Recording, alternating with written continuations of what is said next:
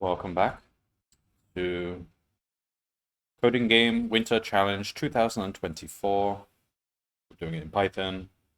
We've got like a couple of days left. I mean, realistically, this is probably the last stream. I don't like to stream on the final day. Like the final day, I don't like to touch things because there's a chance of stressing out and screwing up, or worst of all, coming up with a brilliant idea but not enough time to execute it. That's the most stressful thing. But yeah, so this I guess this might be my final stream. So let's have a look at what's going on.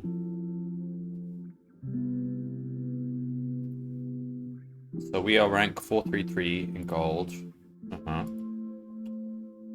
It's pretty good so far. Try and have a look at what is causing us to lose. Okay, there's a lot of losses there. Let's have a look at them.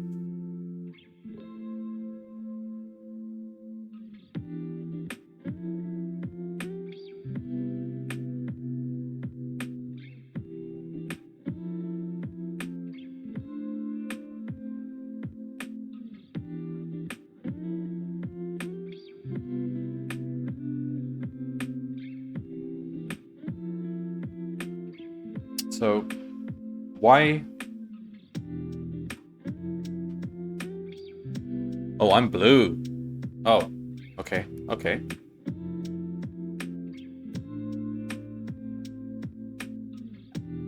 Alright, it was a close game.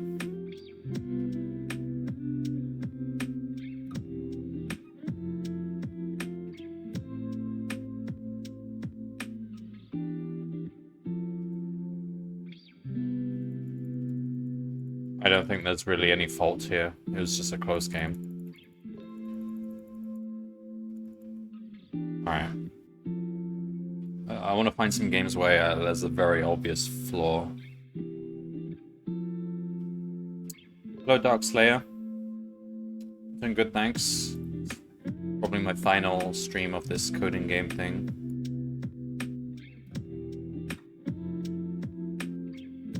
Alright, what the heck happens here? Oh, he destroys my route. Interesting.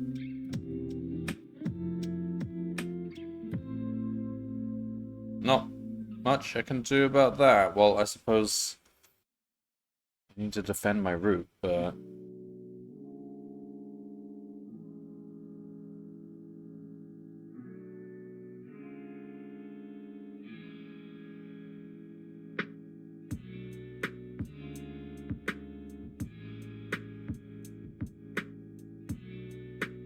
Out of curiosity, are you becoming a video game developer? Not really, but I don't know, this year I might give it more of an effort. Maybe try some more. Maybe game jams, or try and get into it more. Yeah, last year I had a go at the Captain Coder's game jam in Godot, and that was pretty good. I enjoyed that. So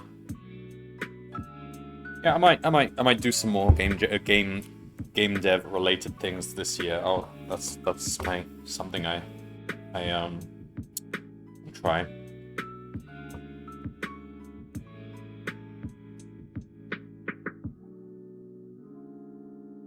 Right, well, we can't do much about this.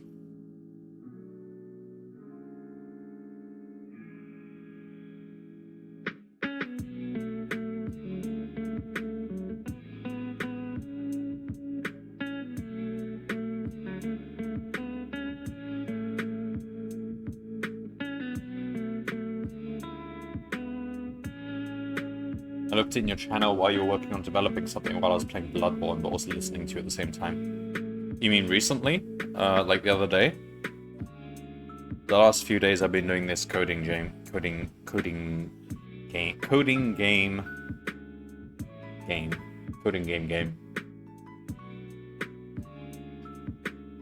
About a week ago. Oh. It may have been Advent of Code. Oh no, it probably was still this. Yeah.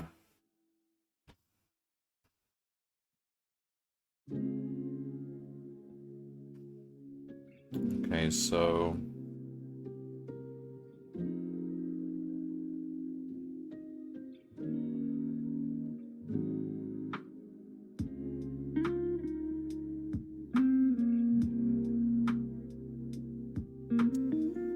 Okay. I think we've got to start,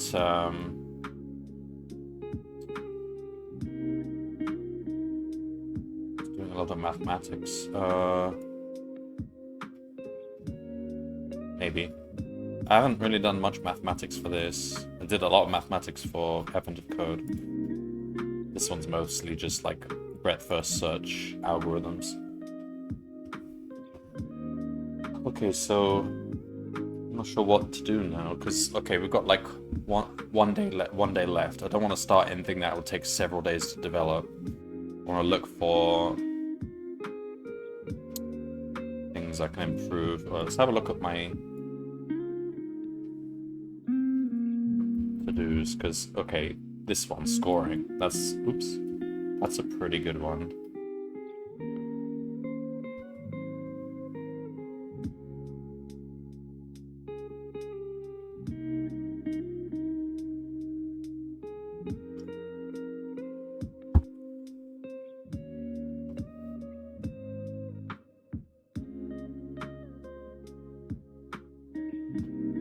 We can seek out.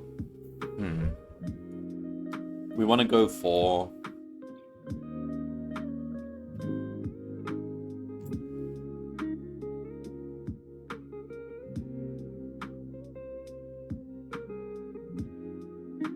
Oh yes, how did the vampire game go?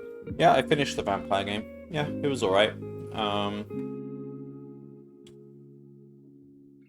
That was during the spooky month. Yeah, it was a nice game. Not amazing, not a brilliant game, but it's nice. It had a nice story at least. A nice depiction of London. Well, London, if it were ruled by vampires.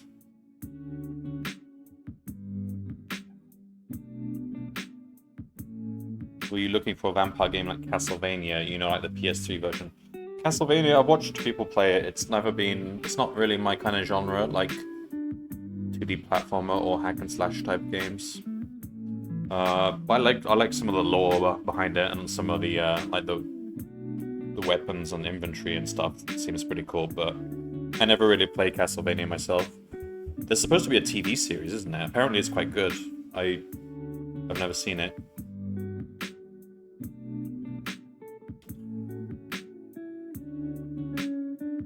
It's by is it by Amazon?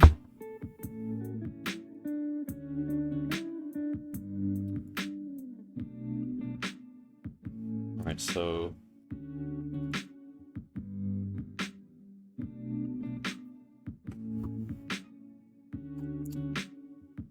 I think we want to rank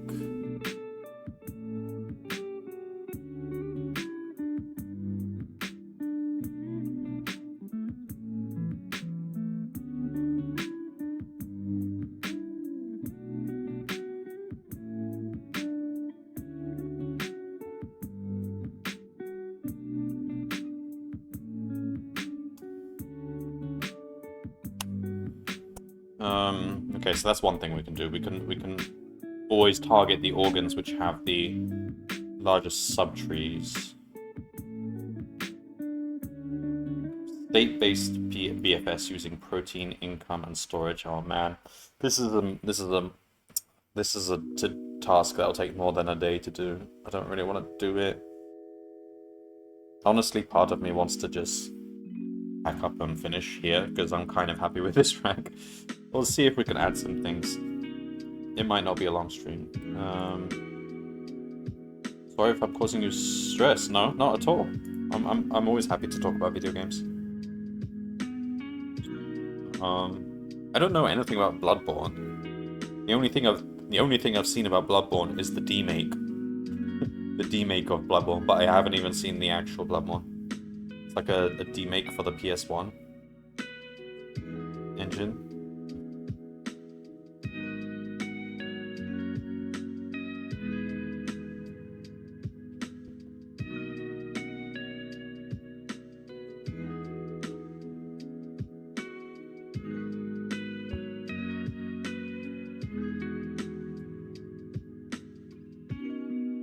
Bloodborne a bit like Dark Souls?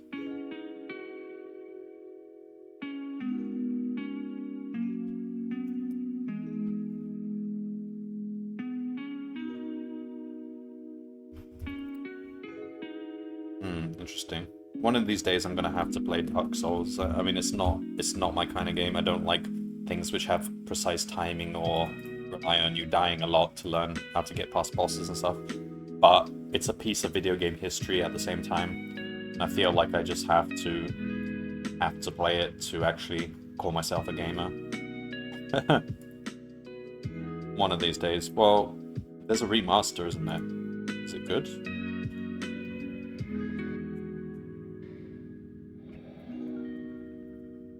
Dark Souls Remastered. Well, it's quite expensive, but... Peggy 16. Looks good. Hello, Zagundes. You doing coding game? Started the stream and I just have no idea what I want to do right now. It's like I've reached a point where my bot is quite good, and I'm quite happy with it. And we've got like 1 day and a bit left, and I don't really want to add anything. But I did start the stream, so now I have to do something. Are you good at data analysis? I'm good at some aspects of data analysis, yeah. I did a bit of data analysis for Amazon a few years back. Mostly to do with Prime Video, databases, running some like notebooks. Are you more into like Spyro the Dragon, Bandicoot, Mario, Donkey Kong, Legend of Zelda, those kinds of games? No, not really, but I do really like Spyro the Dragon, and I did enjoy Crash Bandicoot. I haven't played much Mario, and I've played Ocarina of Time for Legend of Zelda, but nothing else. Of all those games, I prefer Spyro the Dragon. I like the theme and the atmosphere of that game, but I'm not really that into platformers in general, although 3D platformers I kind of prefer to 2D platformers. Wish the Spyro could fly more. Yeah. It would be a whole different game if it was a game where you actually flew around, I suppose, but it would be interesting because not many, at least for those consoles, not many games really gave you, you know, like proper flying abilities. I guess it requires like much better level design, because then you have to think about ways to kind of, you know, halt people's progress or make some kind of progression system, because if you could just fly everywhere, and yeah, you could go anywhere. Could I help you with some ideas? I mean, yeah, I could give very vague ideas, but I mean, it would depend on what you have in mind. So there's like, are you talking about like a personal project, or like is this like a something related to something like CodinGame? Yeah, I can't think of many games where you actually fly.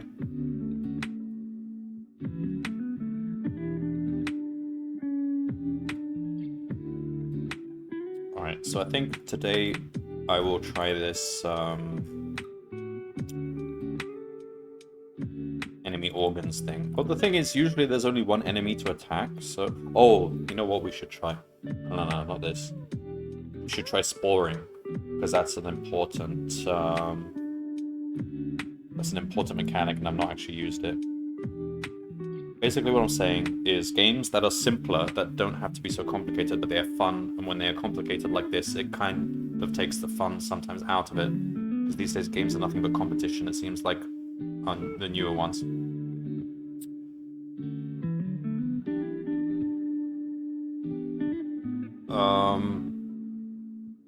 I think we've had a mix of games that are oversimplistic in the gameplay, as well as games that are overcomplicated.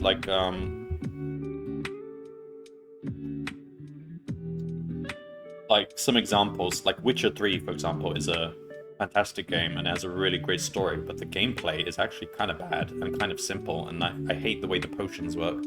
So this is that for me is an example of a game that like was still pretty fun to play, but more for the story than anything else. The gameplay's not great. In fact, I would say the actual combat mechanics and stuff was better in the previous Witcher games. I have a dataset with COVID variants, their growth, amount of patients with the variant, and the genetic distance from latest ancestor. I need to make a model visualizing this. I've made a phylogenetic tree, which looks nice, but the amount of patients is seen by the size of the nodes on the tree, which makes it possible to see exactly how many have that disease. How can I make the amount of patients easier to see?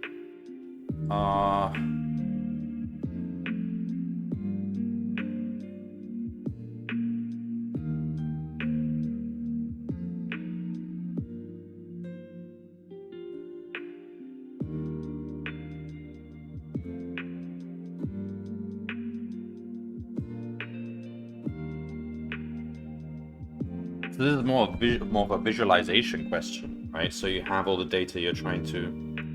I see.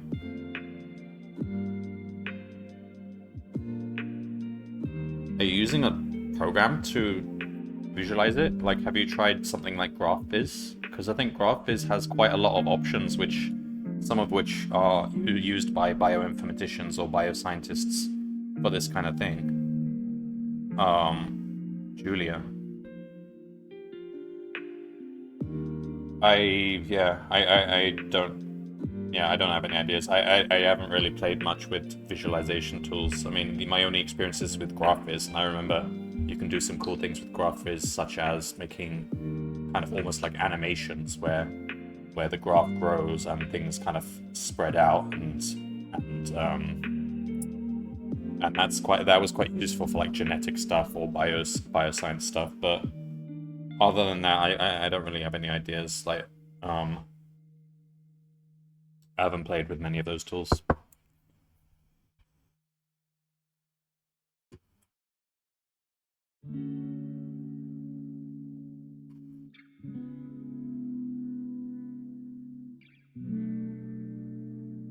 What are you working on? So we're playing a game which involves having organisms. It's a bit like Conway's Game of Life, where you have an organism and it expands into new cells. So let me run it here. We are red. The enemy is blue. So we can expand our organism, capture proteins A, B, C, and D in order to grow more and more. And at the same time, we're sort of trying to attack the other guy. So it's almost like an RTS strategy game. While turn-based strategy game would be more accurate. Okay, but we get destroyed here. So you gather resources from the proteins, and then you try to expand. But I mean, we're facing the boss. The boss is too powerful. I don't think I can beat the boss, but we can beat peers. Like Mr. Kreska, for example. Are you a mathematician? Yes. I don't do as much maths nowadays, but I did study and research in the fields of theoretical mathematics and pure mathematics and theoretical computer science.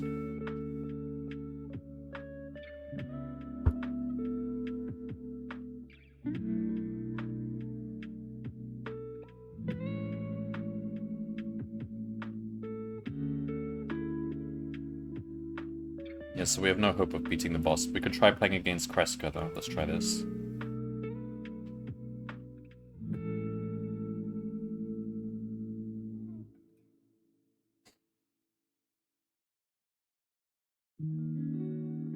Okay, so this was a bit of a stalemate, but we lose.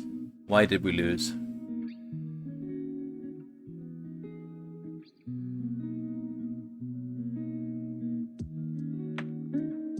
We shouldn't lose. Why did we not capture all these remaining cells? Cannot grow in front of tentacle at 9-2. Why are we trying to grow that? I thought I fixed this. Well, we've got a bug. And that's a bad bug, because it caused us to lose a game, so... We're trying to grow... Oh. I see the problem. I'm applying for university next year, but can't choose between engineering or medicine. Do you have any tips? Oh... Very difficult for me to give any input on that. I mean, they're both fields that will still be in demand 10, 20, 30 years from now.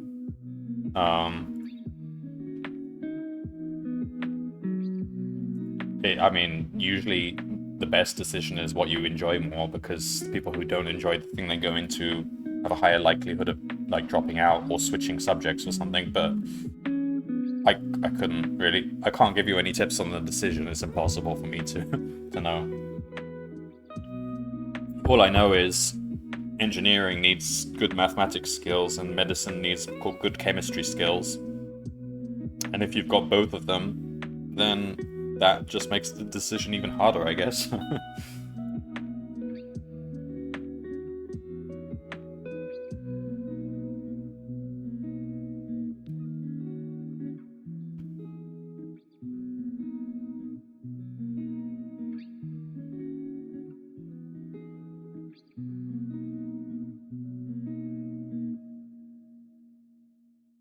I love maths, but I don't think I could make a career seeing how some of my peers are already doing university courses. Well, I mean, you're not necessarily in competition with your immediate peers, are you? Like, you could all end up at university or in jobs and stuff. It's so, like, I wouldn't let that discourage you. I mean, there is a lot of competition for both of those fields, definitely, but still, the world is in need of engineers. All the more now that so many jobs are being replaced with AI and stuff like that. That just means we need more engineers, and the world is always going to need more doctors. So, I wouldn't be worried about, you know, lack of the competitiveness or the lack of ability to actually get a job. Feels like the concentration of smart people in engineering is a lot higher than in medicine. I would say probably is, because medicine is one where you just have to put in more. You have to put in more years of hard work to. You don't necessarily need a higher academic, mathematical ability, for example, for medicine. So it's a lot more work-based, memory-based, like learning a lot of techniques and building up your knowledge. Whereas engineering, you don't have to build up as much knowledge. It's more enhancing your skills, I would say, and being able to adapt. Like you learn, like I've been doing for Advent of Code. I don't memorize a whole bunch of algorithms. I just learn the core patterns, and when I see something new, I see how I can adapt an old algorithm to that. Whereas I would say medicine, you still do that, but there's probably a lot more book work, a lot of remembering and building on stuff that people have already developed over the centuries.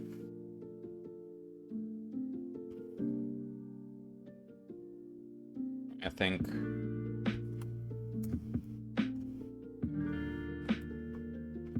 here we're gonna spore.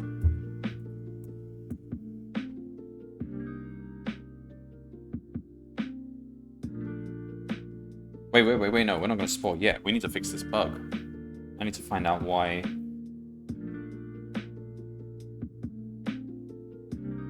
It's the insight. Do you enjoy your work? Yeah, I've done various software engineering jobs, usually related to either websites or desktop software.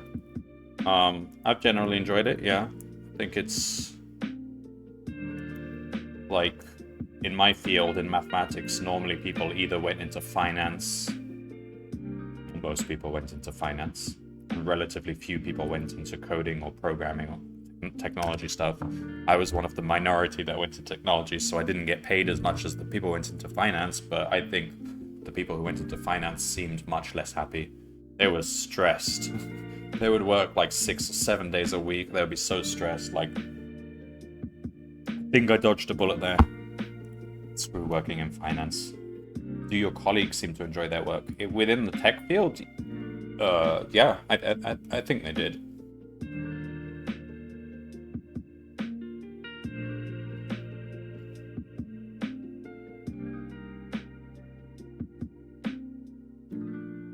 Alright, here's the bug. Do you think tech is getting oversaturated? No.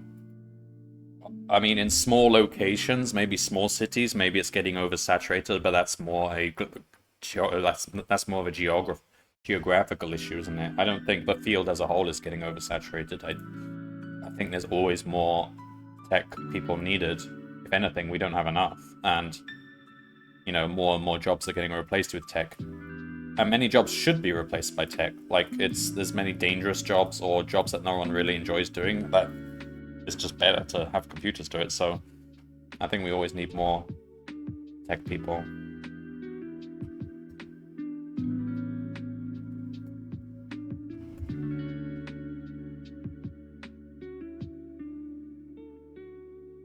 Here we go. There's the bug. Let's fix that. So I was avoiding things that I've harvested, but I wasn't avoiding dangerous cells.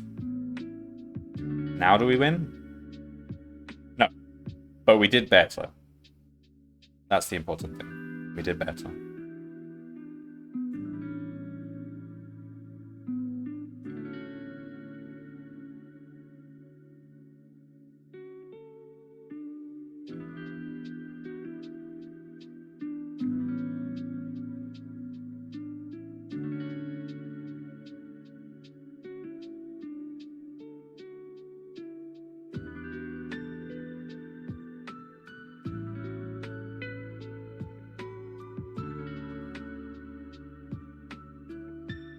So at this point,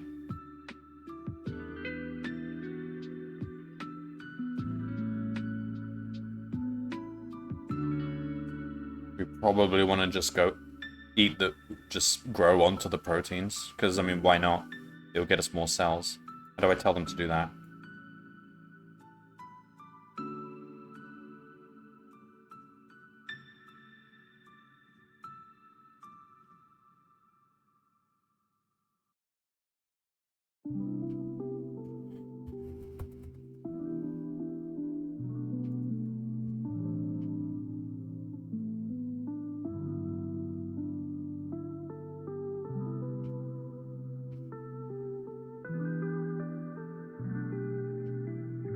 Just put organ neighbor in that list.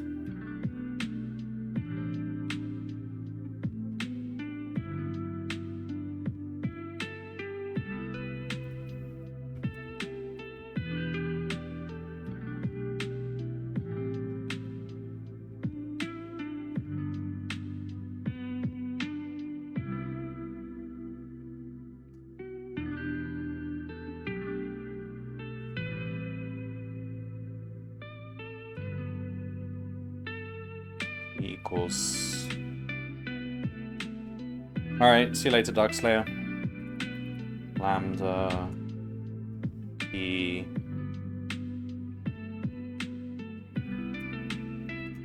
to score E1.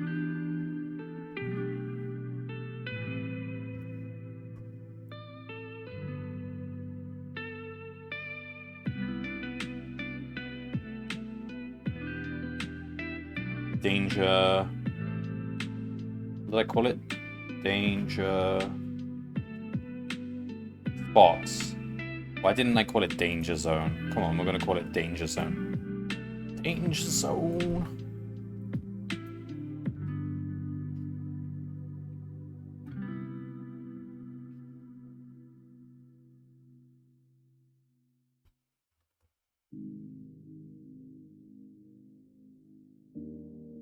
Okay. So we're basically taking the best candidate here.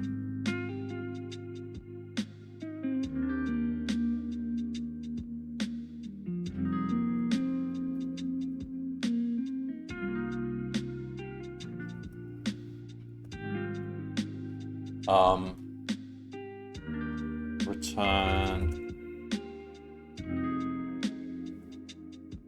Let's just say the best cell to grow into is one that's empty.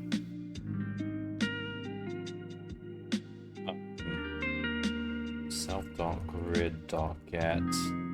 pause is none. So this will let us grow into our proteins as a last resort. What's wrong here?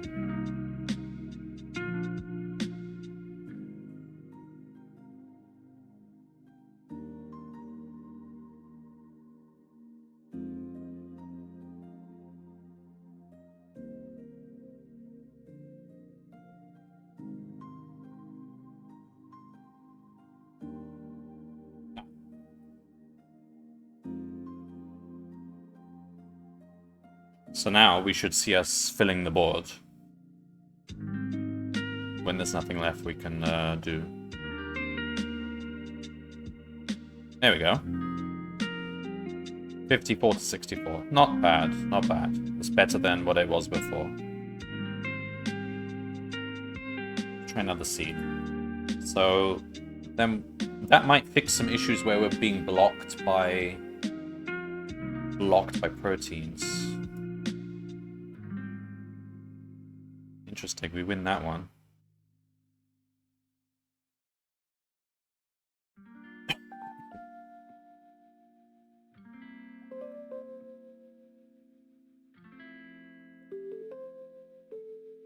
Oh boy.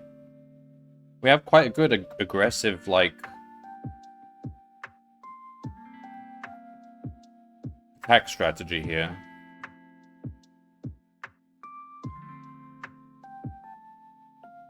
That's pretty cool.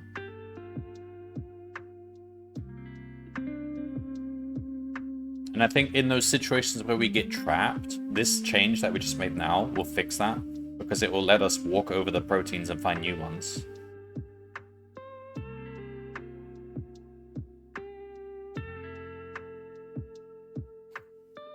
So this here is a stalemate. Not much we can do about that. Because he's blocked off every other spot.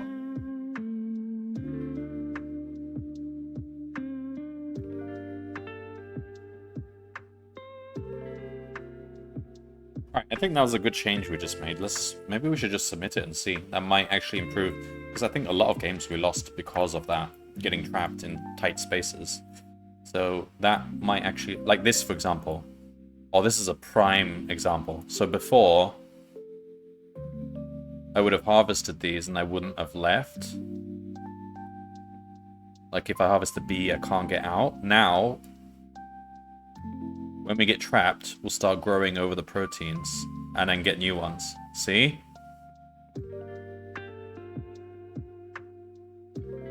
Oh!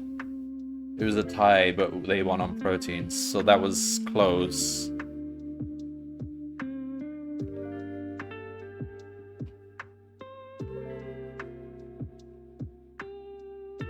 Close, but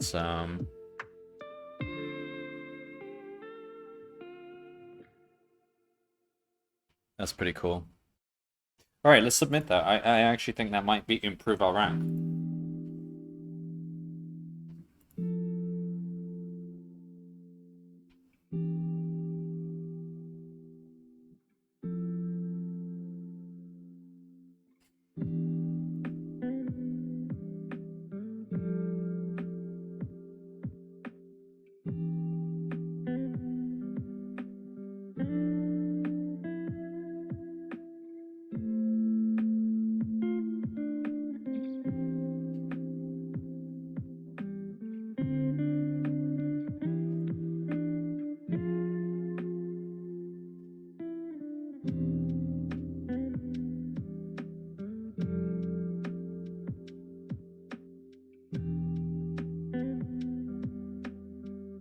should actually probably target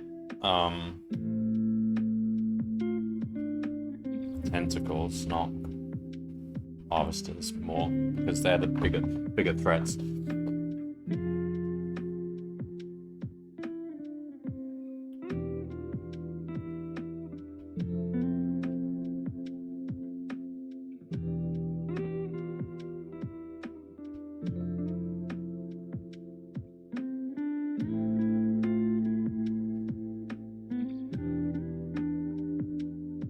That's quite a close one.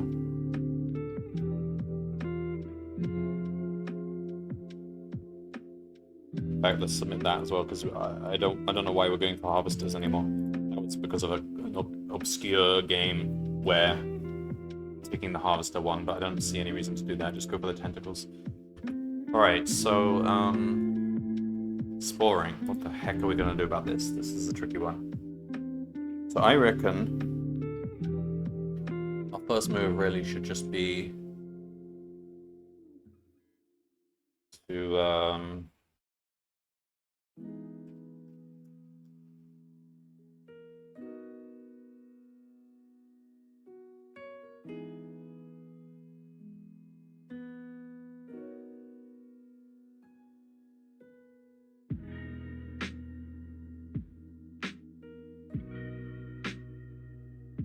maybe just fire an organ as far as we can somewhere.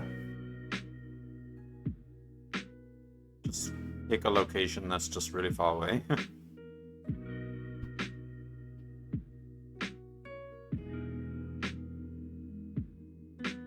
Sporing is less important than tentacle.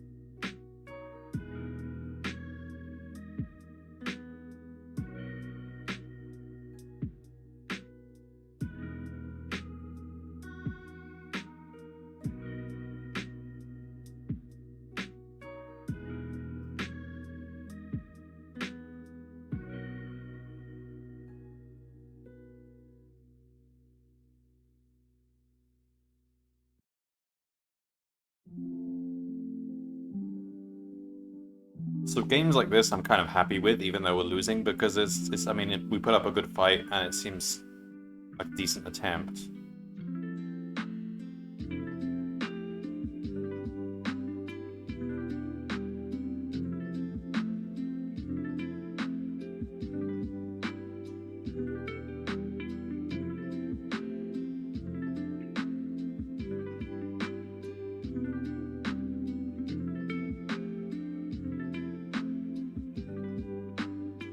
That one's interesting. Not much I could do about that, but that's what sporing will help with.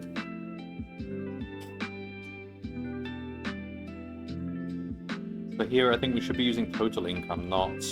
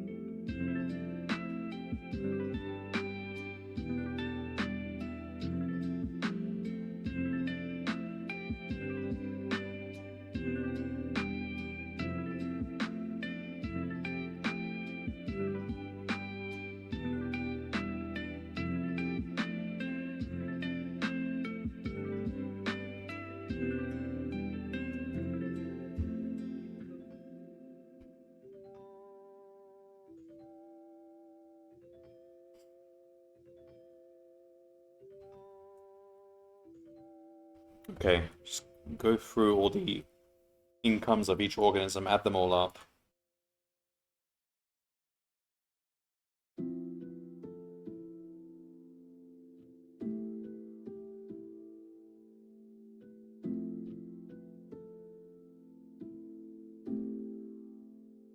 That should be fine. And then use this instead of everything.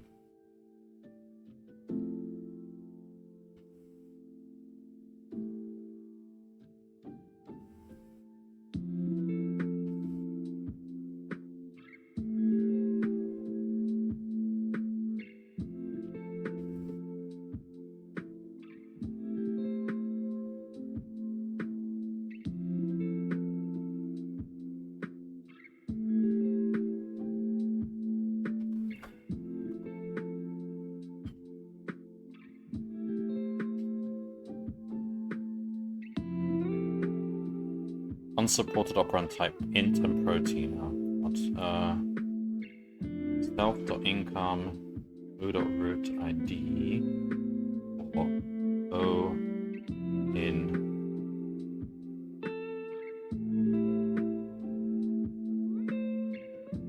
What?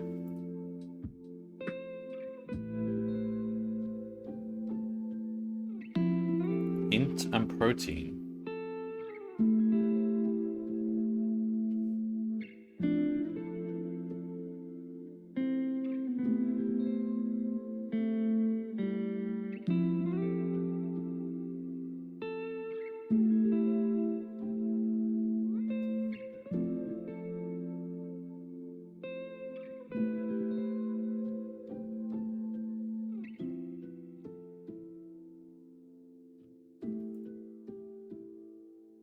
What's wrong with this?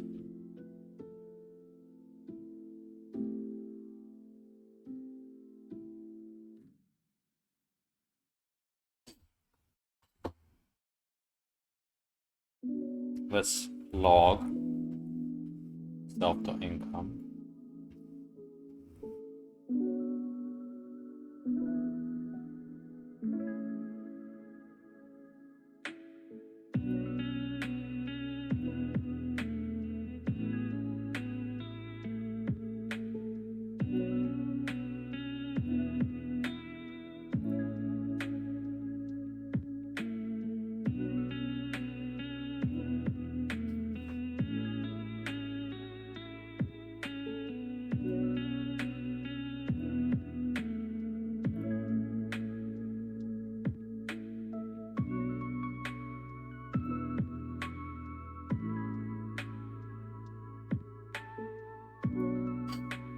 Int and protein. What?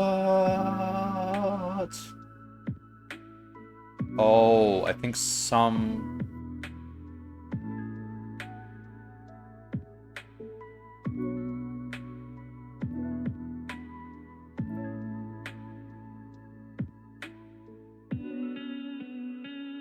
I think, oh, you need to define a zero vector for sum. So it's got to be start equals...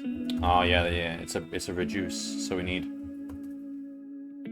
15.0. That.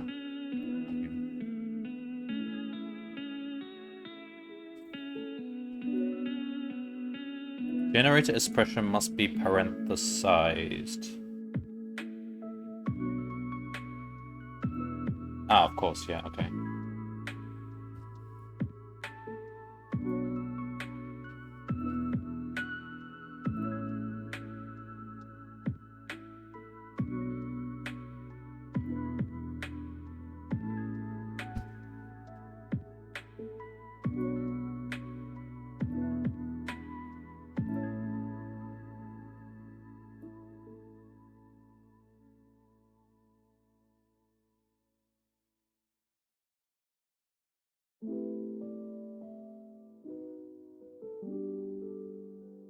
What happened here? Oh, we run out of A.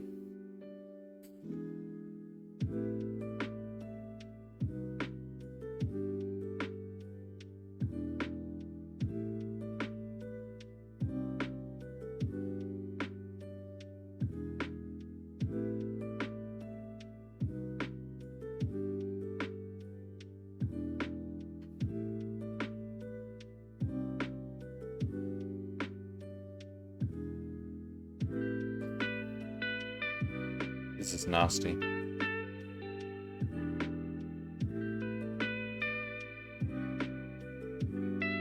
Not much I can do about that. I mean, we need a good early game to work out how to get to those, but these maps sometimes give you A's which are like you can't reach them using basics. So either we use... No, we can't even use these. We need sporing. Oh, that's horrible though. It's like... So we need to recognize that... Oh, no, you don't need sporing. So he's gone for B, C, and then with that he can actually create tentacles to go get them. It's crazy.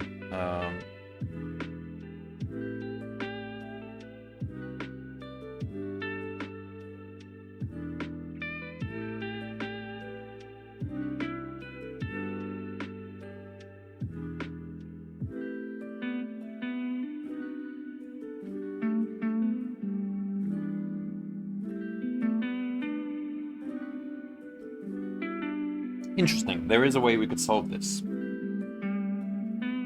without sporing. We can say...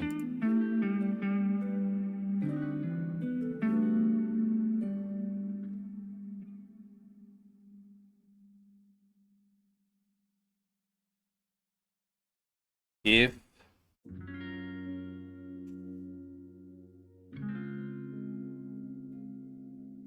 Okay, if we can afford an A, do that. If we can afford a tentacle,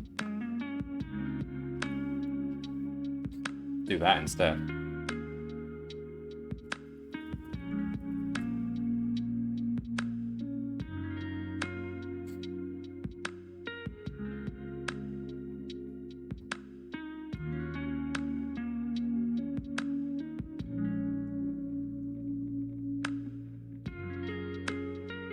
So it's 1-1.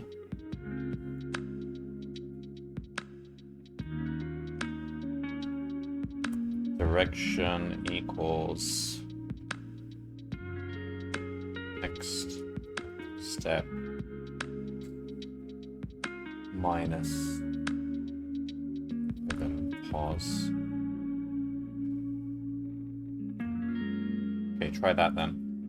So we should be able to grow tentacles to reach A. Let's see if that works.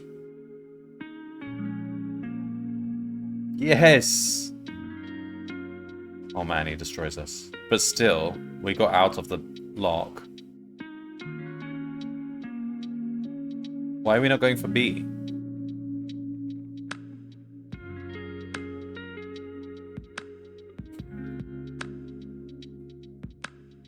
Alright, that's weird. So we get A. We need B now.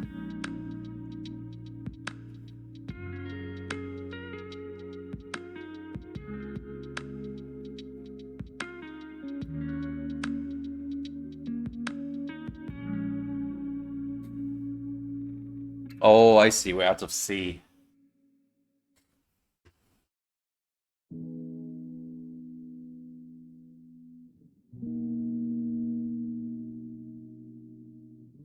That's not actually the solution. You actually need to get C.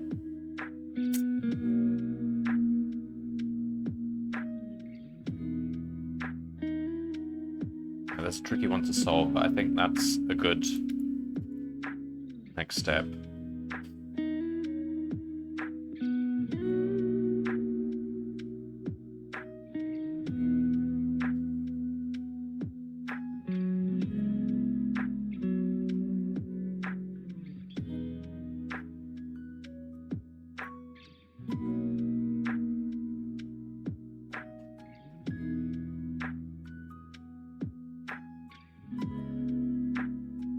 Oh, cool. We win that one.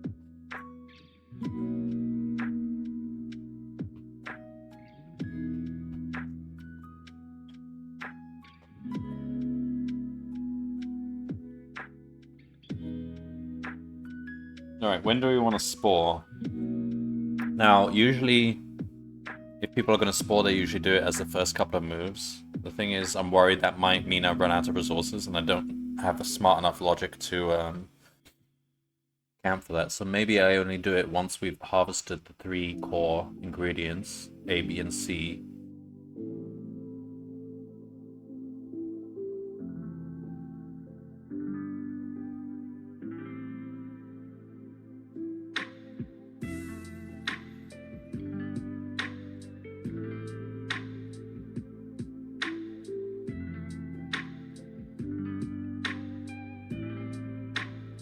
So, say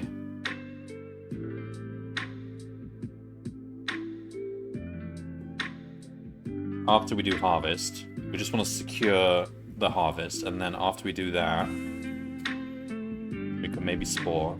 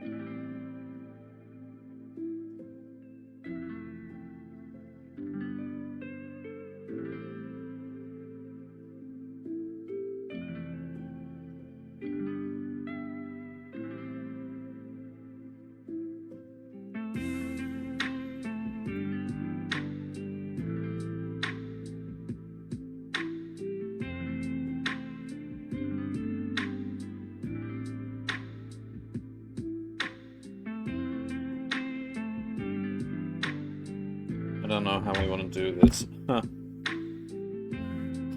If we have a spore already, what do we do? Do we want to fire it? If we've already fired it before, do we want to fire it again? Do we actually want to remember if we fired it before? Probably when we want to look at all the cells we can fire on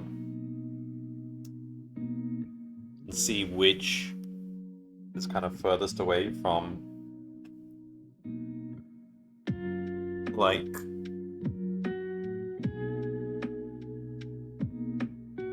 anything.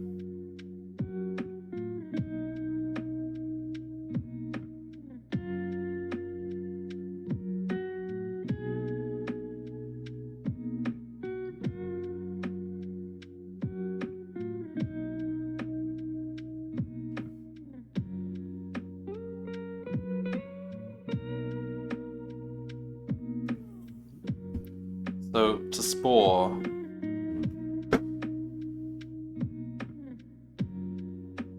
B and D.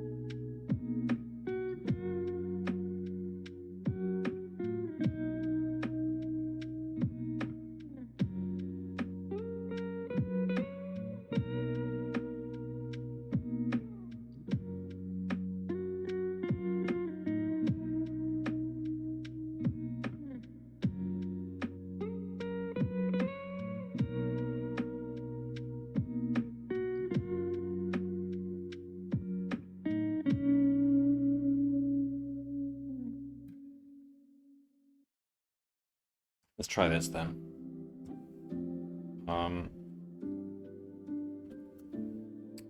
Get spore target.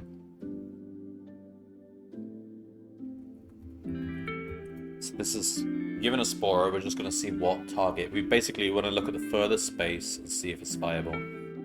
And we don't want any space that's next to an organ. Oh, our organ. Enemy organ is fine. So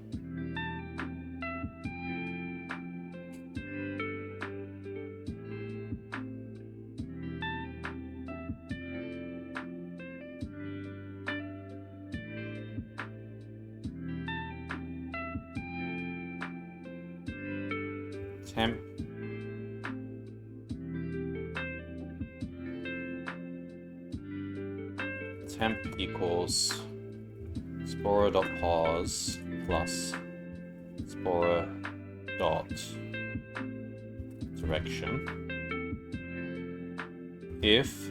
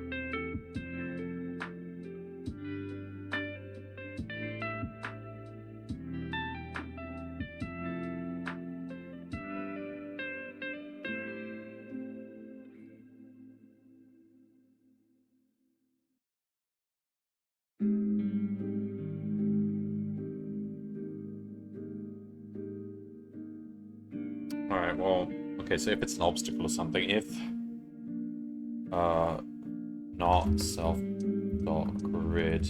dot is growable temp return none. So that means we cannot fire. Otherwise, it is growable. So while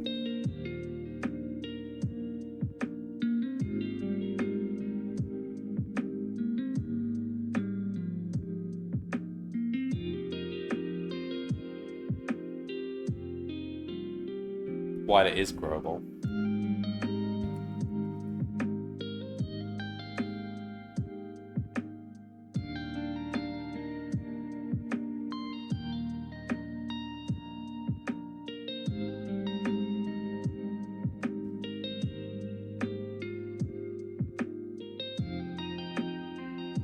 Hang on.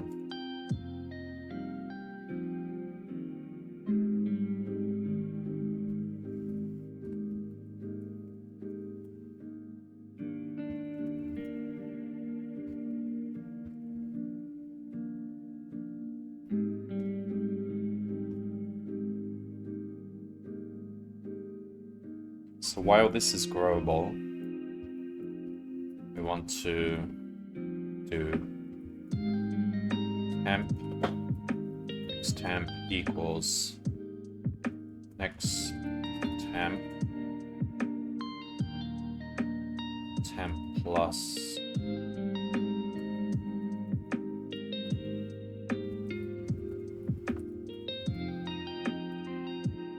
Alright, do that. So we just keep looking forward and as far as we can while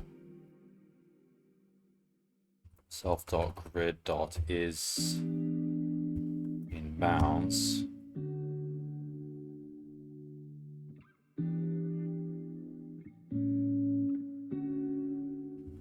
Next temp.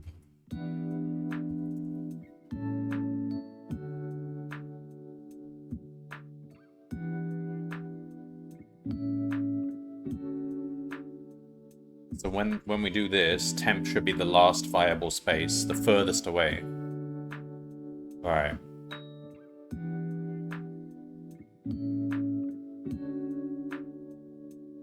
At that point, we then look at it and say, if there's any of our organs next to this,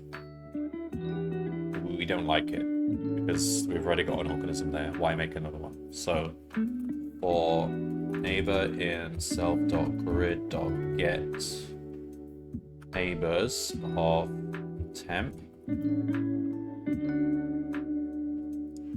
if is instance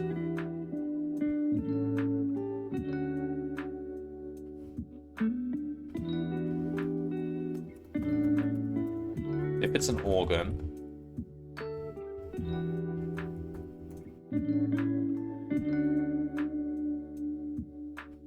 and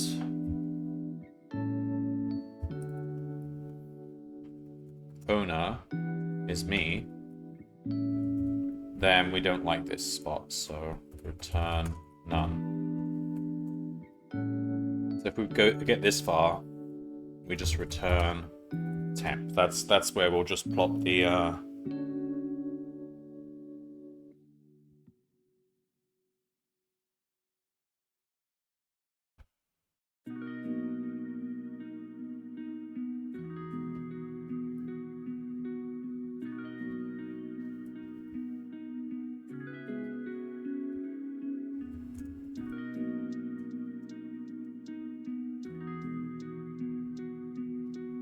Alright, this is a really confusing Boolean logic. I probably did this in a long-winded way. That's how we get a viable target. So basically spore. For organ in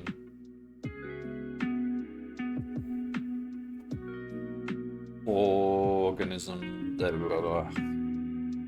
organism dot organs dot values. If organ dot organ type equals spora, target equals get spore target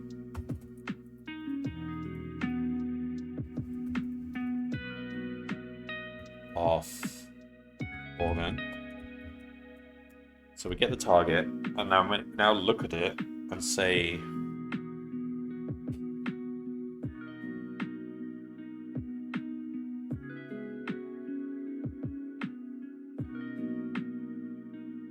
so how far away should it be? We don't want it to be close by.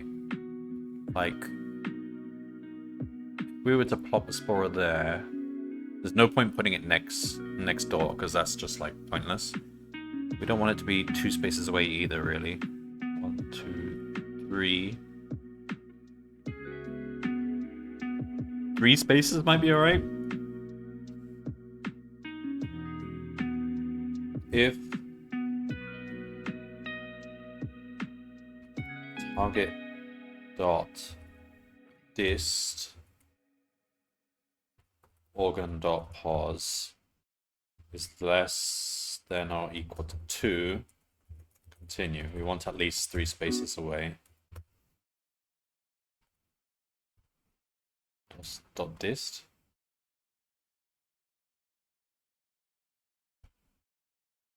If target is none, continue. Target dot dist is less than or equal to 2, continue. Alright, so we've got a space. It's a few spaces away. And now we want to check that it's not next to any of.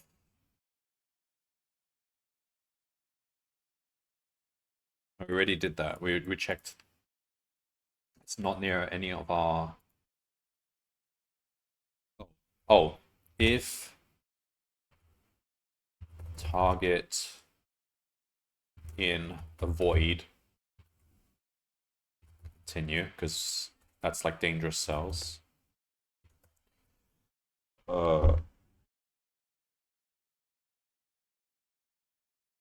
If we get this far, we just want to do it. Oh. We need resources to do this, though. We need that. So we want to say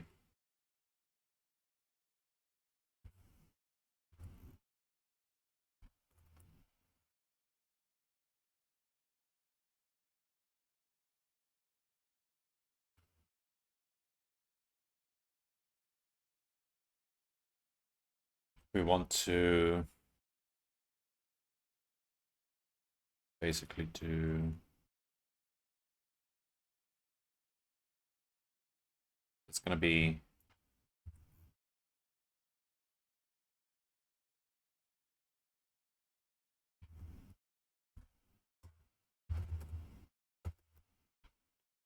So it's going to be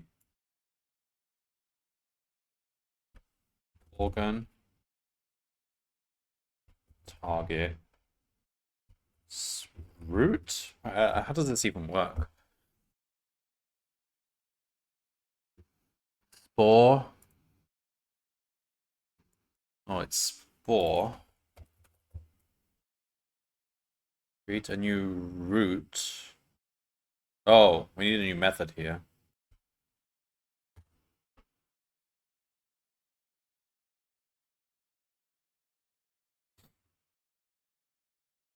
We already did it. Spora pause. Okay.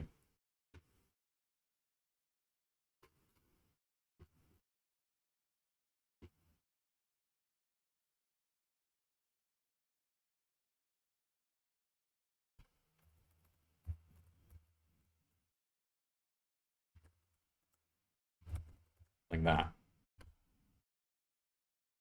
So that's spore. Except we don't have any sporers. So we're not going to do that.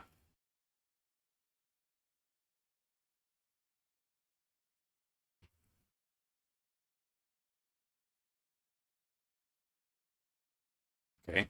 Then we need to create a sporer. So we can say, can we stop logging stuff, please? Take that out.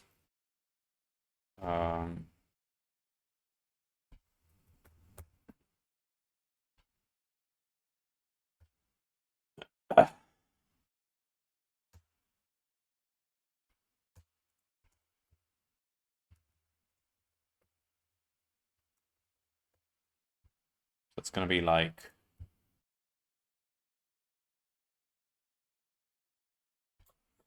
When...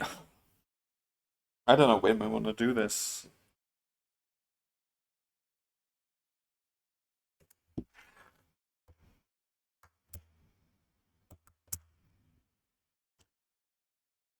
When we don't have a sporer, just create a sporer.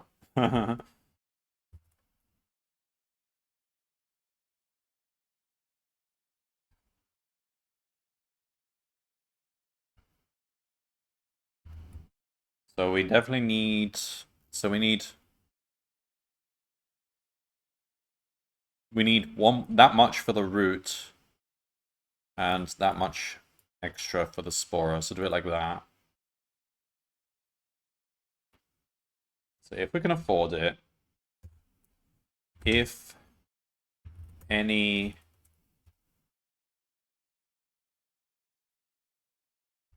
basically look if any organ type is, so if not any organ type equals sporer for organ in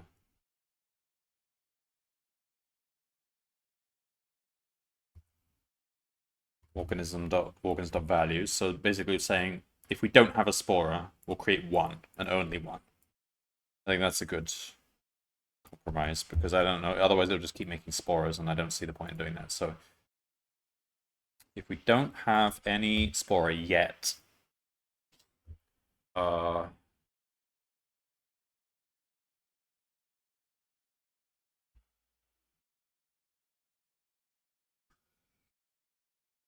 don't know.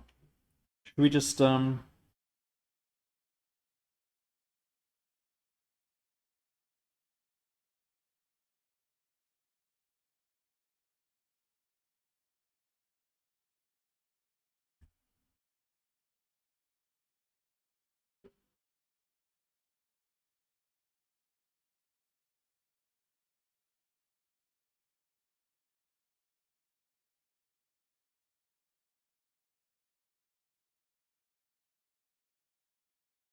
to try a whole bunch of sporer locations? So candidates equals that.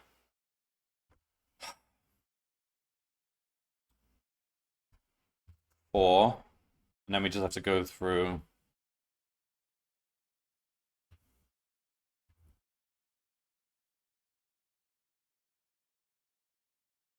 for organ in for neighbor in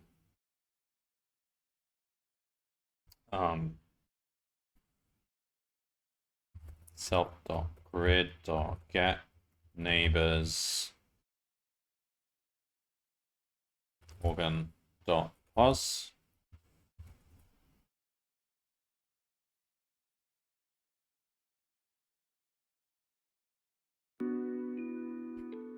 If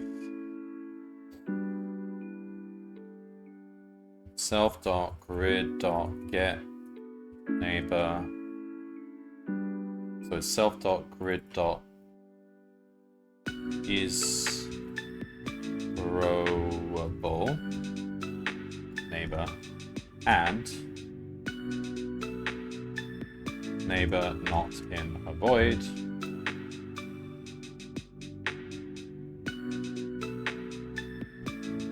Target equals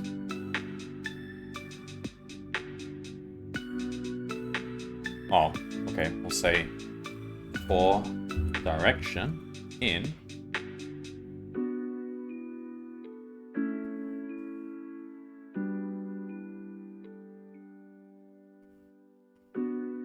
what directions is like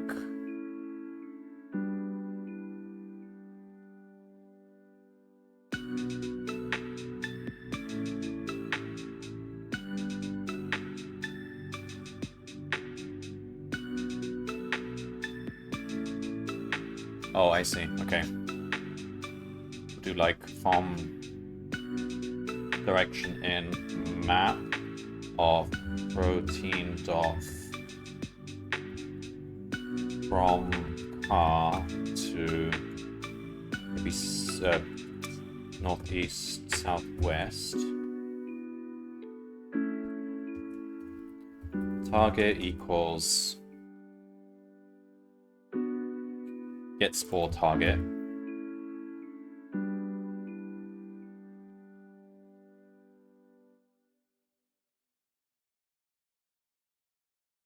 All right. This should be pause and direction, not we're not this, because the spore may not exist.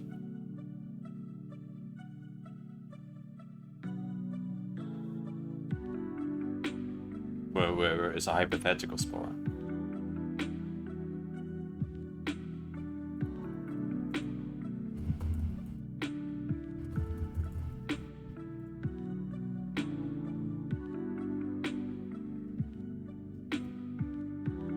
So from here, with this direction,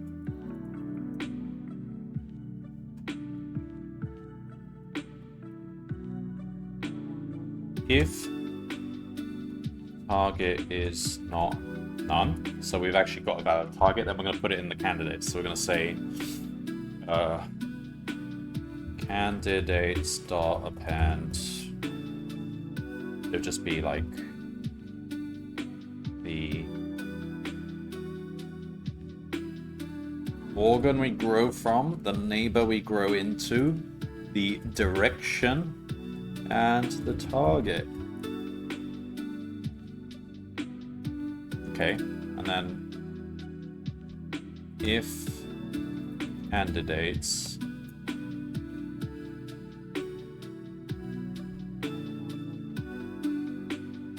so we're here again, we want another scoring function. Score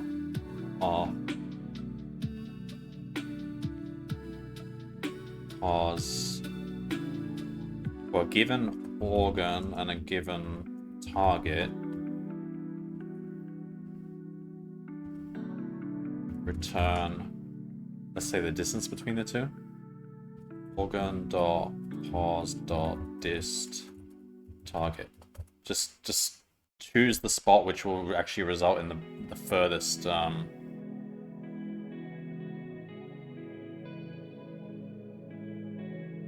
target.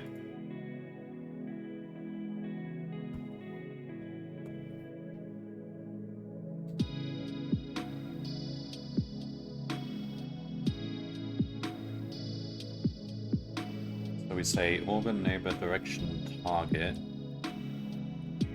equals max candidates E equals lambda E to score of E0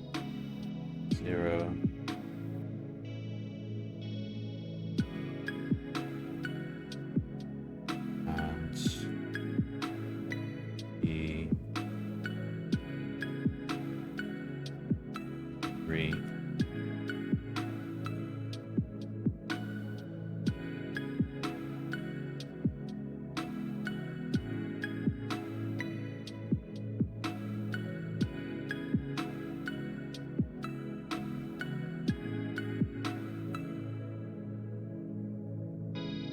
Expected one position or what? Doing one position. Score organ target.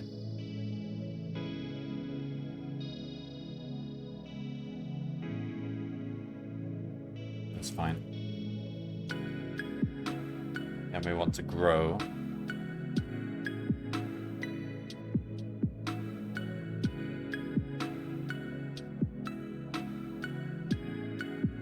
So it'll be like this.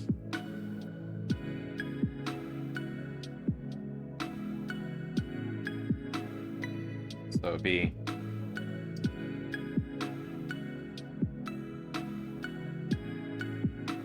organ neighbor, that's where we're growing the thing. Spora direction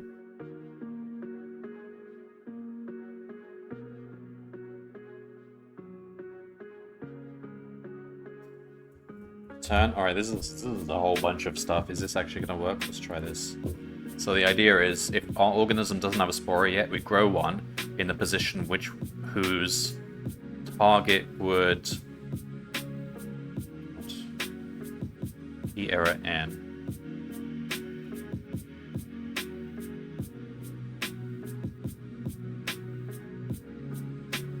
Oh.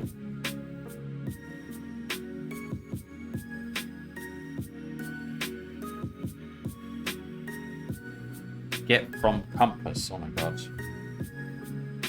What have I been using? I've been using something else. Direction in. Oh god. That should be pause. That should be get from compass. There we go. Not protein. Pauses and proteins.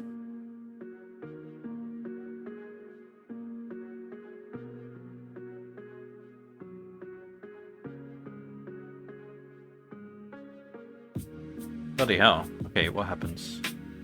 So we spore all the way down there. Well, that's cool. Look, we spore as close as we can.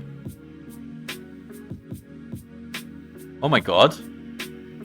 We actually cut off his A. Not that it matters, but that's quite funny. We've now got a little organism there. Oh, that's hilarious. This might work. It's really risky though. Like, well, it's not that risky because we're limited to one spora per organism, so it's not like we're going to go overboard and create lots of sporas, which are just wasting our resources. If we do one per organism, that's probably, and if it screws up, so be it. But it's not that bad, is it?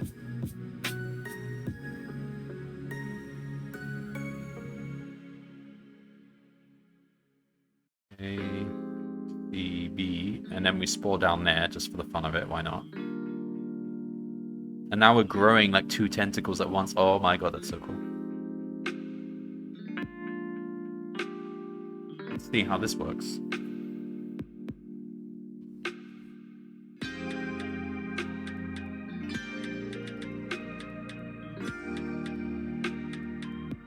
Look at that.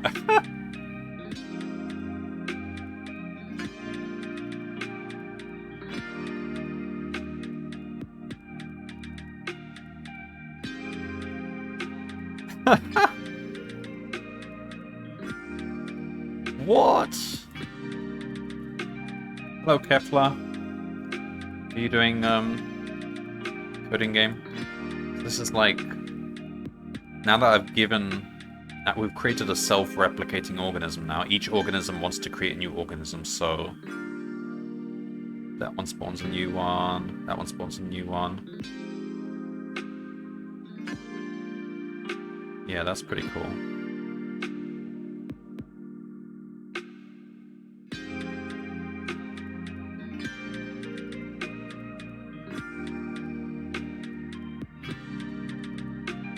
Oh man, this might actually be a really good script now.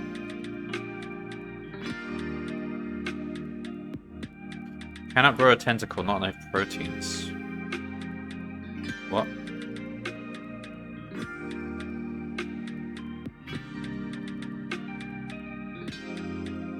Why am I trying to grow a tentacle if I don't have enough proteins? Still in the newbie league. So the wood leagues. To be fair, the wood leagues are kind of weird because the final wood league, you have to write a sporing routine where you create a sporer to create a new organism. Now, I get that they're trying to teach you to use that mechanic, but at the same time, you can get really far in even the gold league without ever creating a new organism. Like, I literally just introduced this sporing mechanic now. So it's a little, ever so slightly frustrating that in the wood league you need to spore to qualify, because they've written the boss that you literally cannot beat the boss without sporing. Which isn't necessarily representative of the league, because a lot of people don't actually spore and they still do well. I don't know which wood league you're in though. The earlier ones are a bit more reasonable because they teach you to use tentacles and harvesting, which you do need. You do need harvesting and tentacles. You can't succeed without them. Sporing, it helps, but you can get away with not doing it. I'm trying the tentacles now. Yeah, I mean, tentacles is tricky to deal with because you've got to think in terms of targets and like be aware of where your enemy is.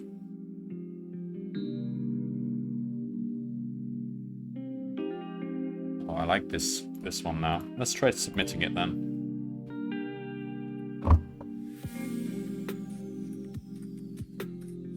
So this is a whole different script now. So we are only sporing if we Ooh, we're getting lots of wins now. Some wins. Ooh, but that is close. That is a... Oh, no, we're blue. We're blue.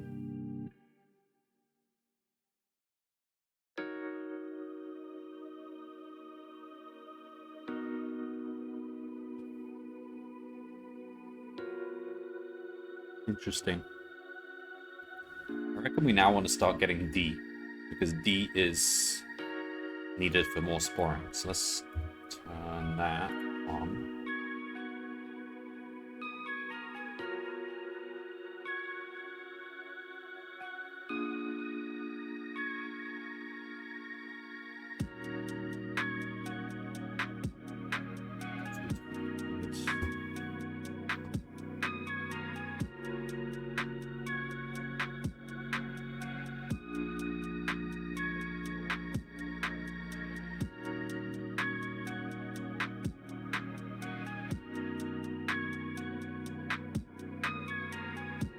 Having a hard time to get the information off the board actualized. What do you mean by that?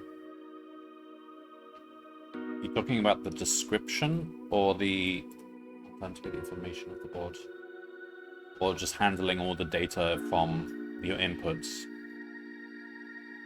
Oh, you're talking about like how to deal with all the stuff you get from the inputs, right? I mean, yeah, that takes a long time to set up and get sorted and prepare. Like, that's literally a whole day's worth of work there. That's basically what I spent the first day doing. Like, know where the enemies and stuff. Yeah, you have to think carefully about how you store your data. I've created classes for organism, organ, protein. Got a whole bunch of methods here for, like, adding proteins together, subtracting, comparing, converting from characters, and then we've got like the grid class, and it's got like a built-in BFS method, position vector, so XY coordinates, how to turn that from the compass direction, how to add them together, compare. Yeah, that took me a long time to put together all that stuff, but it makes it so much easier once you've got it all in place. And then my main game class has various dictionaries, storing the proteins, income. Like that's not something they give you, you just have to work out how much income you're getting per turn. Storing the enemy organisms and their locations, my organisms, so on.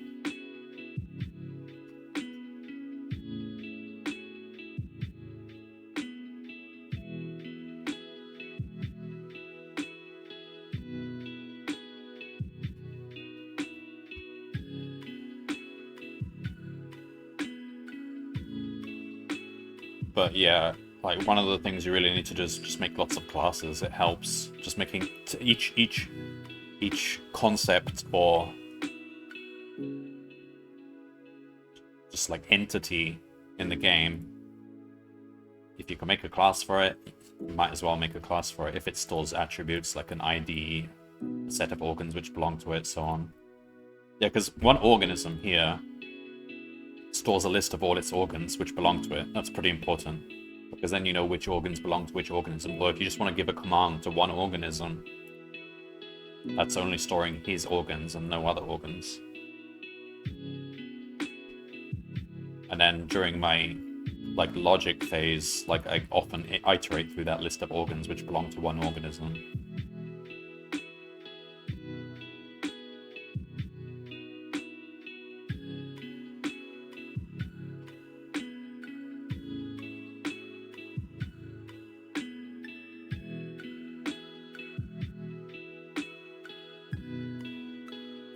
Alright, I've just realized there's one very important thing I need to do. When I tell an organism to grow a cell,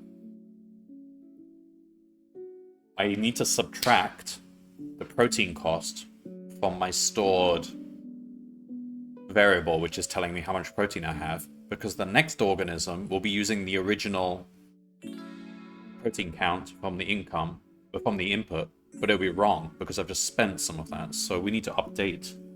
So right now we're probably having situations where one organism creates a cell, but then the next organism tries to create a cell, but it can't because the first one already spent that protein. So what we need to do is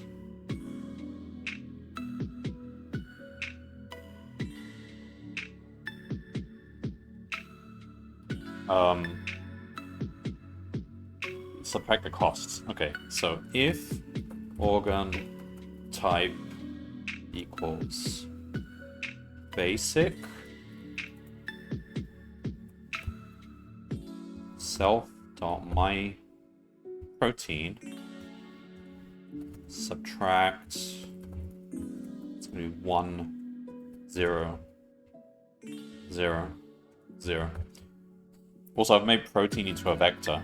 That makes it super easy to add and subtract. So now it will just subtract that vector from my protein vector. So basically take 1 from the A and 0 from the others. And once you do it like that, it's much easier to deal with proteins and comparing them. elif organ type is harvester.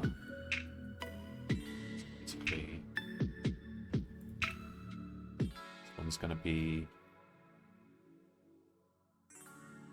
0011.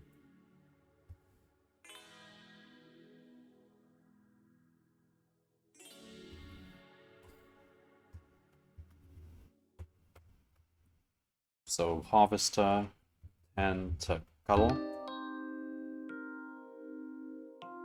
0110. Spora 01 01, and then if we do spore, it's gonna be 1, 1, 1, 1. Okay, that should be better now because we don't waste, and that's a whole turn wasted if you try to build something when you can't. Let's see if that improves. 92 to 87. Can we do better? Oh, we're in the top 300. Wow.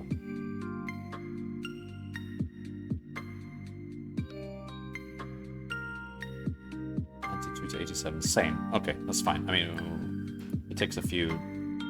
This is a small thing which may improve some games.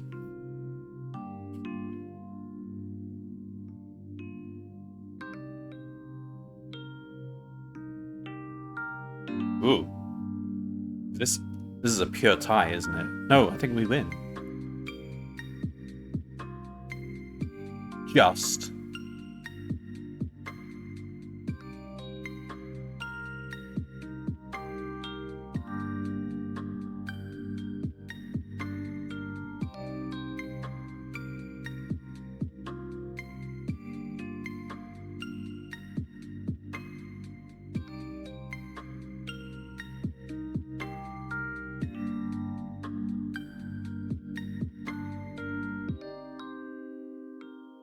We just win.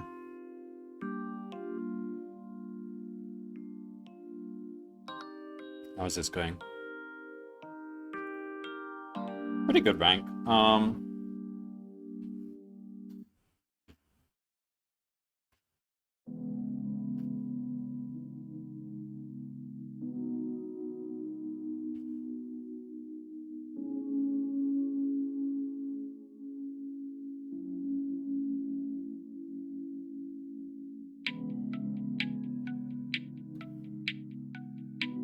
Alright, let's just submit whatever changes I've made now.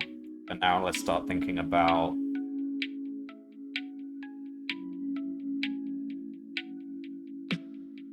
I'm not sure now.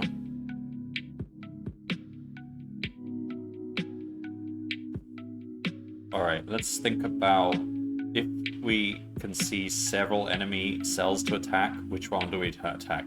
Now, this doesn't come up that often. Usually there's only one enemy we can attack, because if there was more than one, like, the enemy would have already kind of attacked back. So, I don't know. It probably won't come up that often. But when we're in a situation where...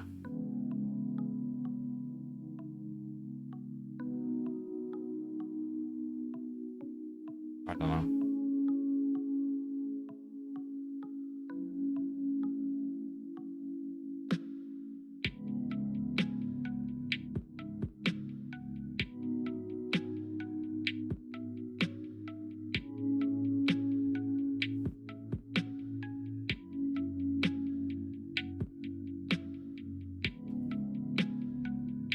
Have a look at these.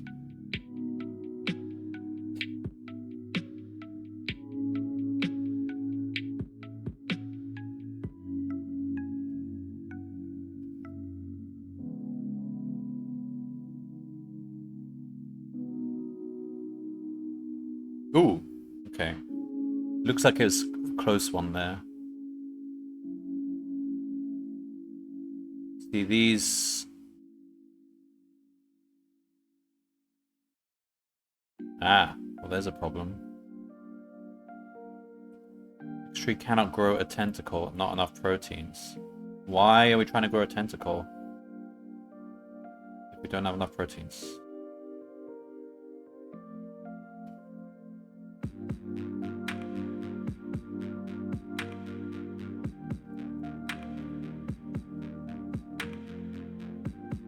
Alright, what is going on here? Cannot grow a spora, not enough proteins. But we should never be... This should never be happening.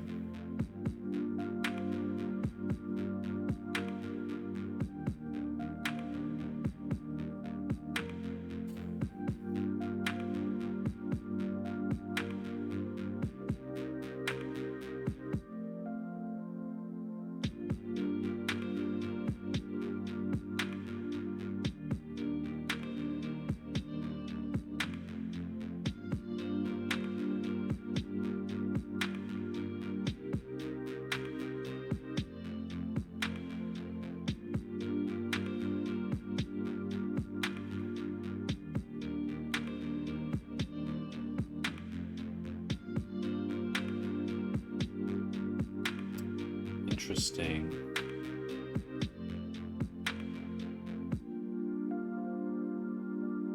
We should be using total income, not organism income.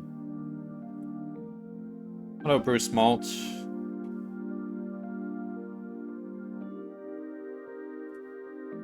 Yep, using Python. Do love using Python.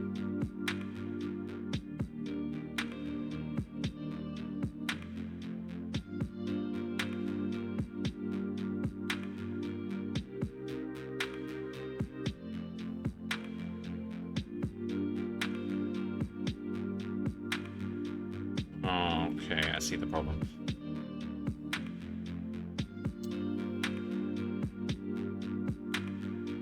Okay, so first of all, total income is what we should be using. Let's take that out. Put that up here.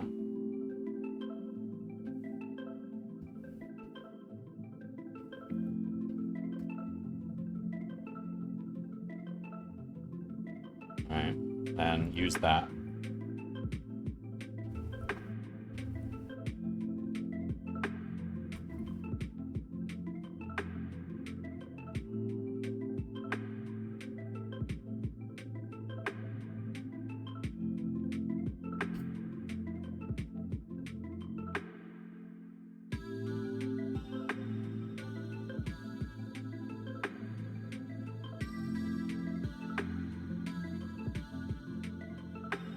Alright. Attack enemy. Well, let's try that again, see if we get the same error. Grow.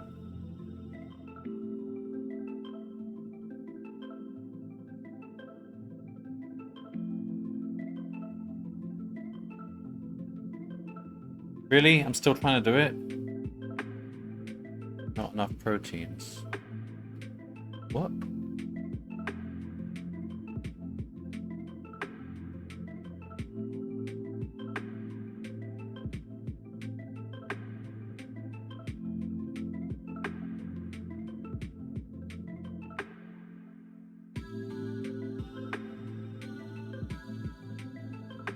Something's wrong here.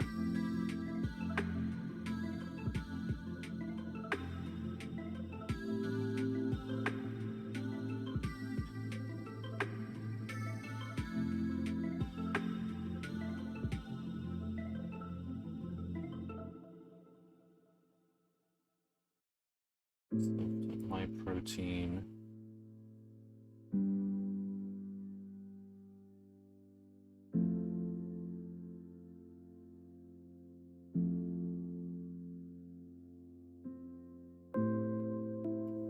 So I'm always doing protein checks, aren't I?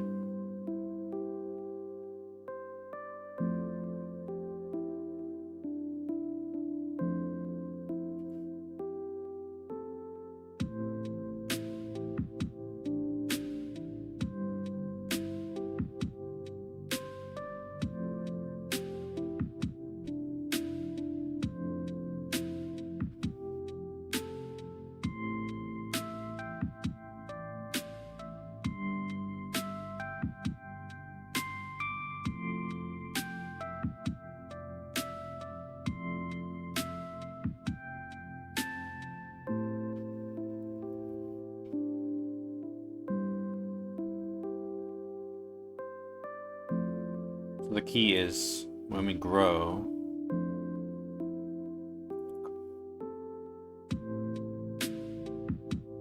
basic harvester and should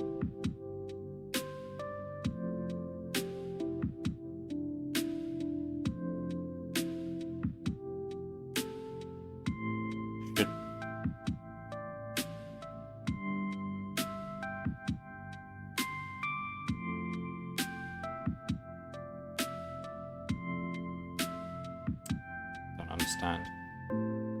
Cannot grow a tentacle, not enough proteins. We've got 1B, 3C. After we grow one tentacle,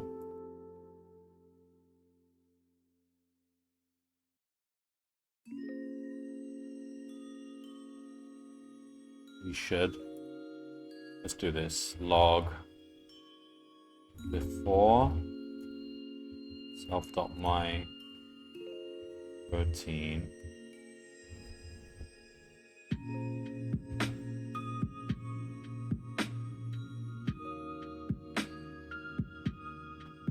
and after. Let's check that we're actually getting the protein counts I'm expecting.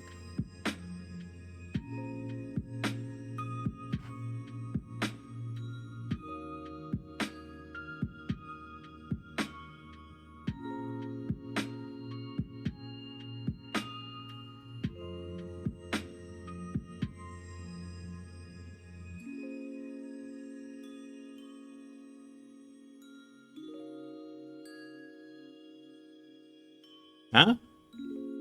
Oh my god. Oh my god. Have we defined our subtraction method to add? To be fair, that's probably the only time we've ever done subtraction. So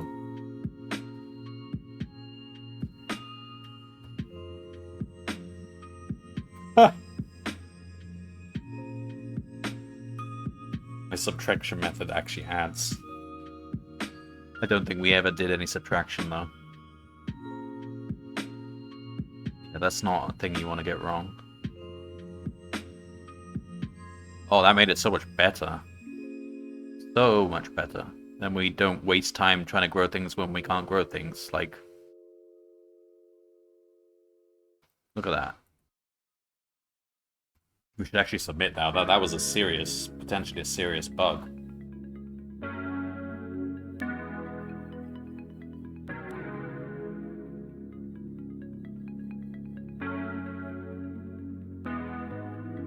Just to remove all this logging.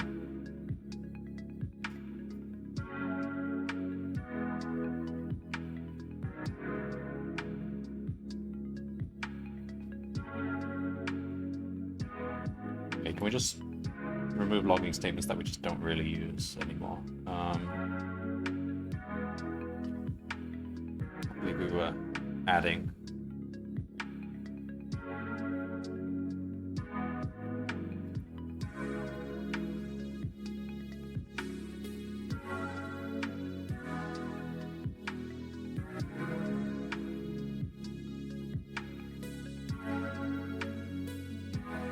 Alright, we'll try submitting that then, because that's bug fixed. Alright, what next?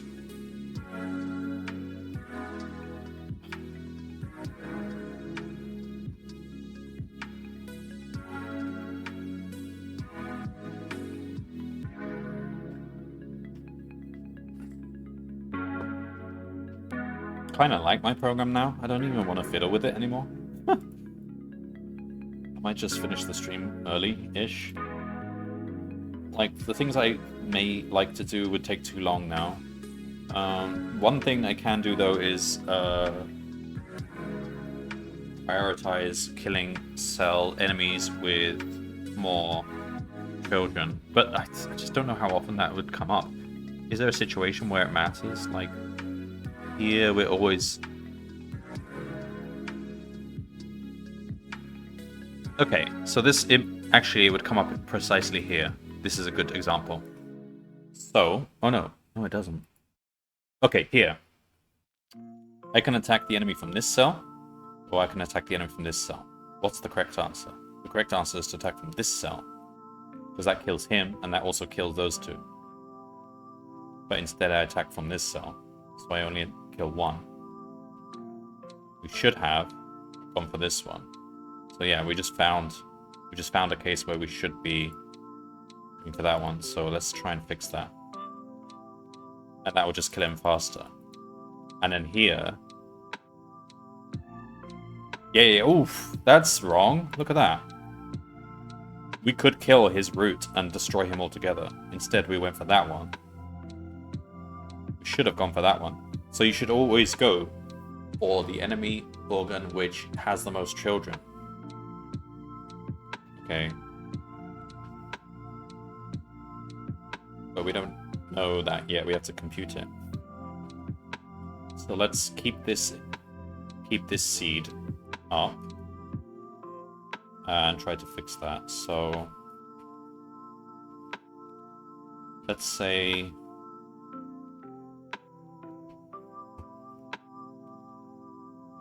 we need to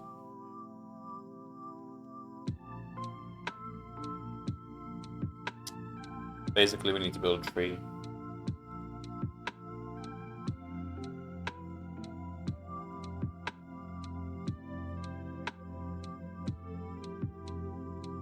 Either we create like a recursive method and just let it run to compute the Trojan, or we can do the proper way, which is you build a tree.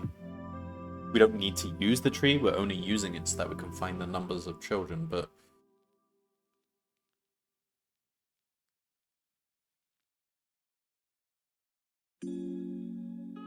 alright, let's get started on that. So let's say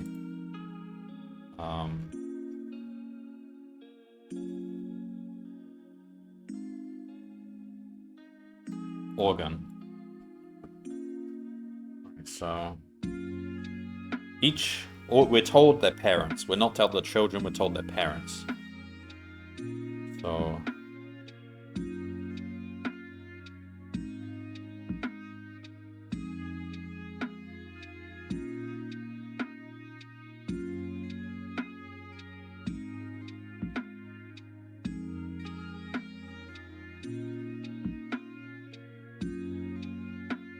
once we've gathered all the organs from the input, we have them all in memory. Then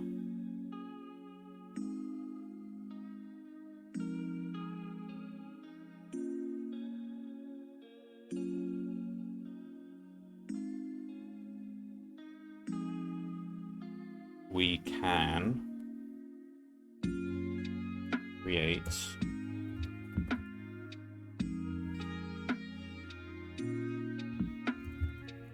a list of organs.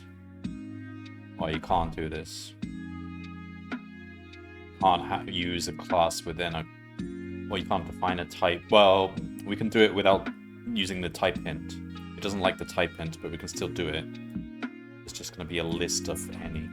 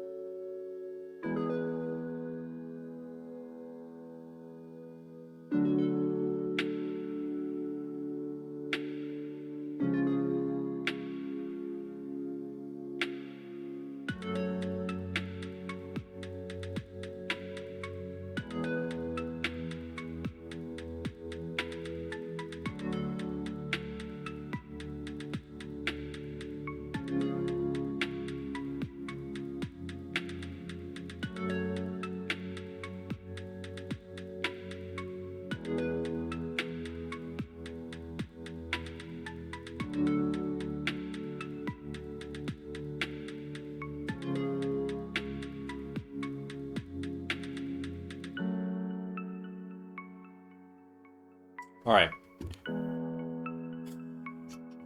So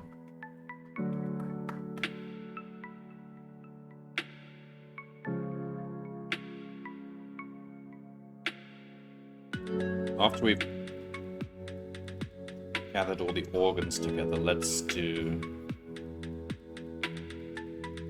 evaluate income. Okay, so before we do that, let's do game dot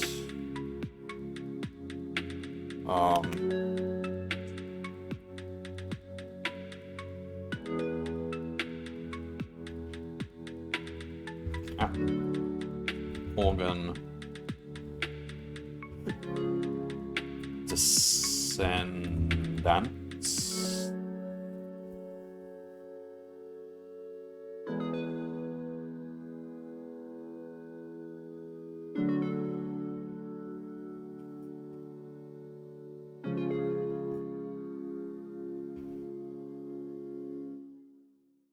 Okay.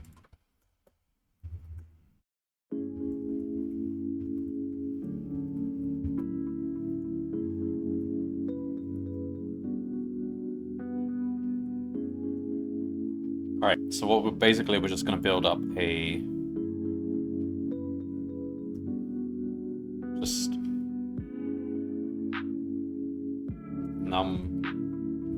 descendants equals...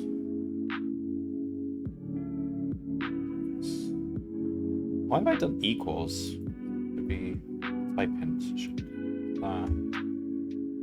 descendants would be dict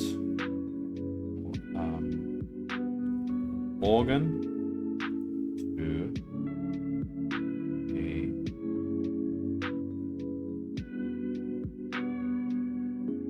or let's just say an organ ID to int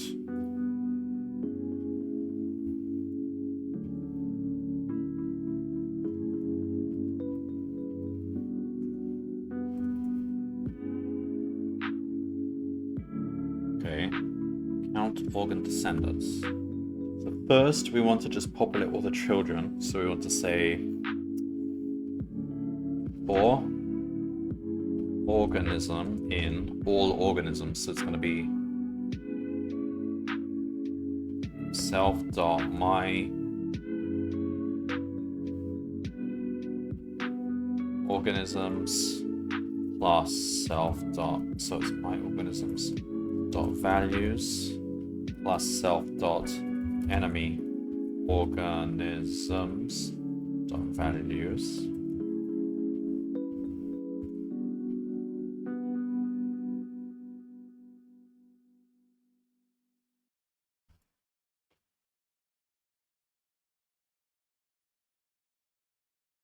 List as a list.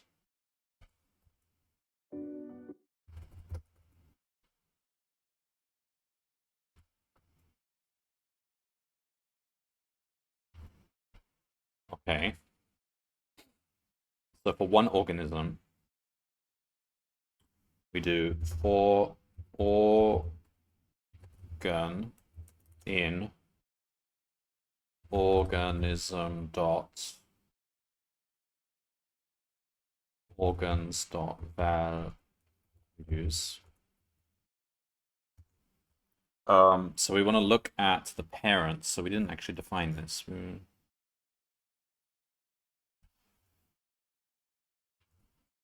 Say parent ID int. So we'll do ID parent ID.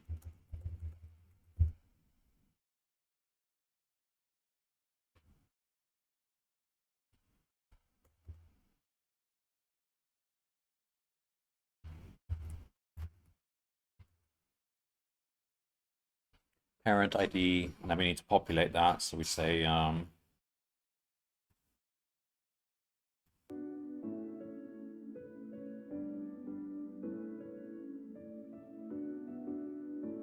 this.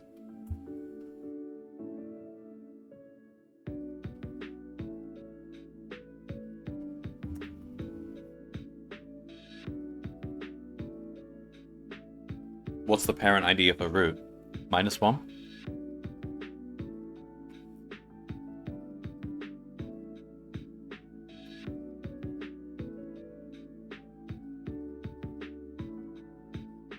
If it's an organ, the organ ID of the organ that this organ grew from, 0 for root organs.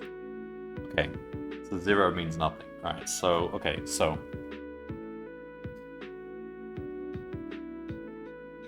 Zero means we ignore it, so. Okay, for organ, okay. If organ dot parent ID is 0, we skip it, that's the root. So we have a parent, this organ. What we do is we go to the parent and we give the parent this child in its child list. So we say organism dot organs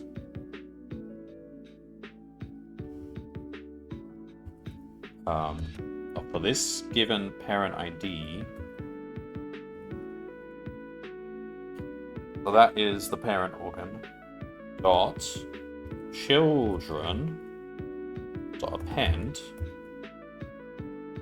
this organ. So we attach the organ to its parent. Now that we've got all the organs in memory, we can do this without risk of this throwing an error.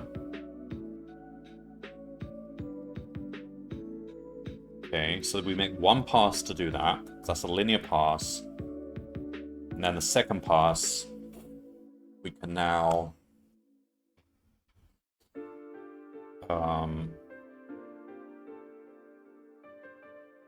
define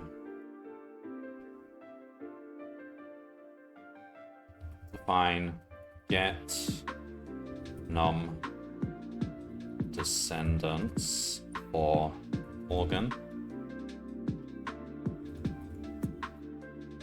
if for an organ ID, let's say, if organ ID in self.num descendants return num descendants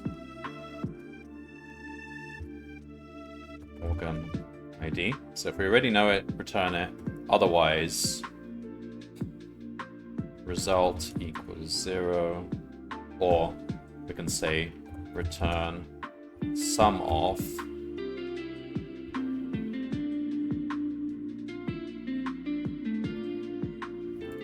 get num descendants of child ID or child in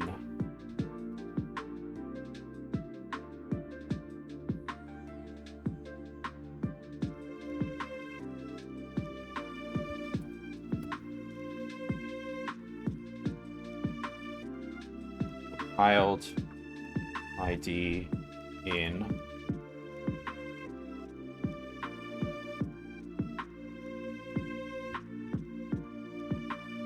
or let's say for a given organ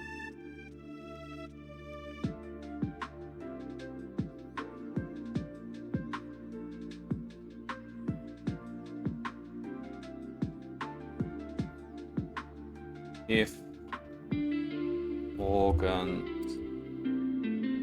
organ.id num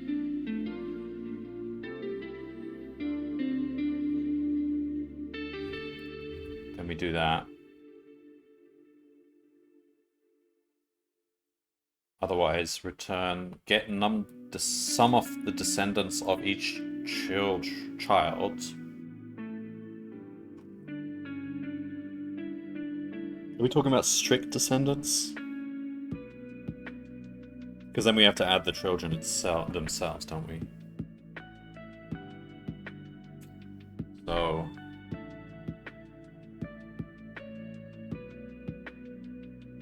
child ID in organ.children.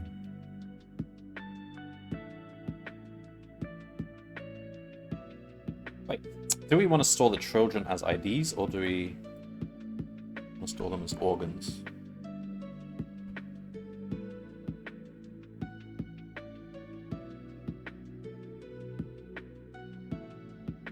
Probably just store them as organs.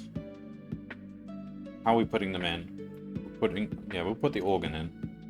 That way you can actually do more stuff, which we don't really want to do right now, but we'll put the organ in. So here, it's going to be get num descendants child ID or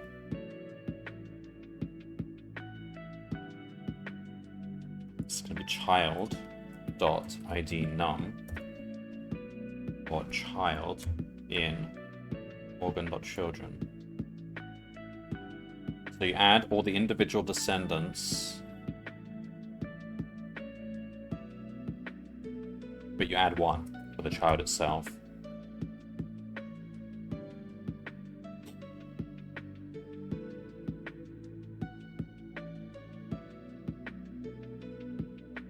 So down here, we go through all of them and just compute it. For organ,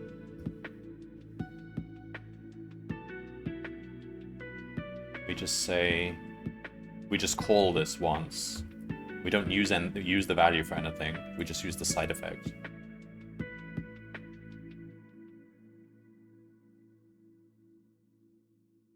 Actually, no, we don't even do that. We just do it for the root. Where's the root?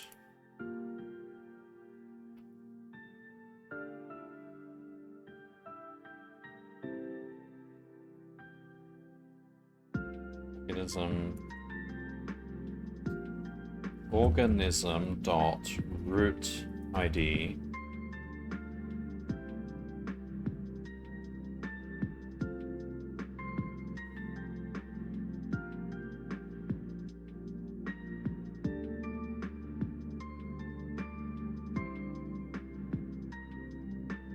It's going to be what? Organism dot organs. Organism dot root ID. That's the root. And to get num descendants of that. Yeah. Okay, so that should populate this with the number of descendants. But let's try test this out. So now we just log.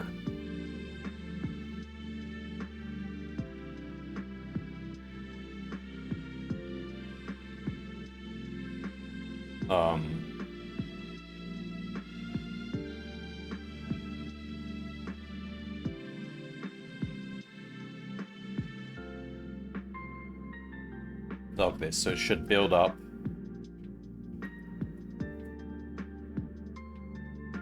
Count of all descendants. See if it's actually correct. Organ object has no attribute children. Organ object has no attribute children. I don't think we need to actually add this to the list here.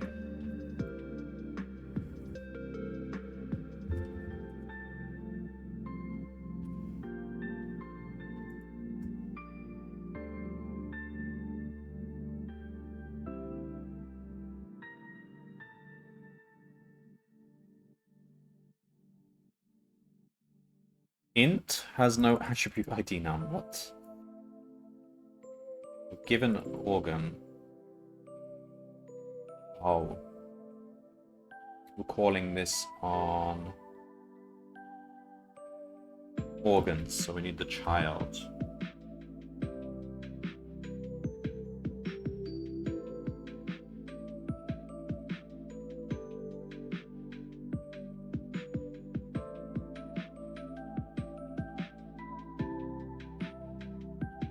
It's not working.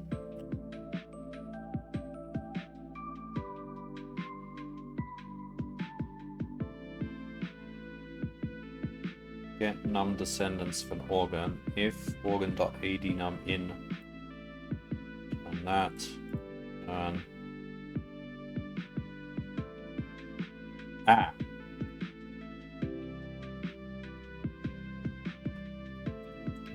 result equals, this is caching that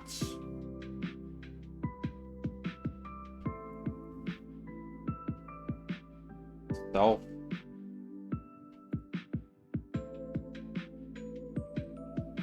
dot descendant equals result return result. That's what it should be. Operator descendants. Oh, that should be fine because we weren't caching it properly.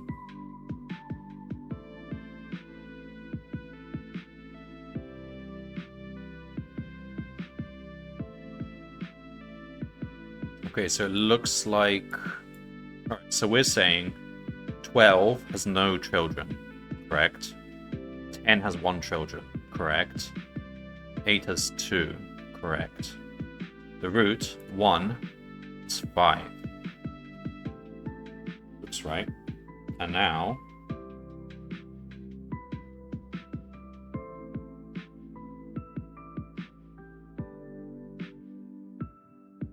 we get to this situation, but we haven't done anything with it yet.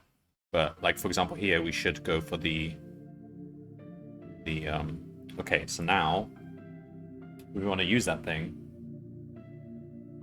So we say, when we're attacking, turn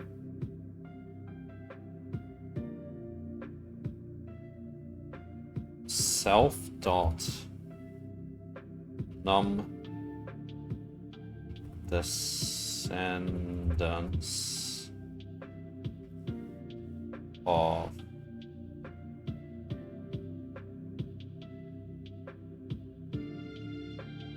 enemy organ dot medinum. That's all we do.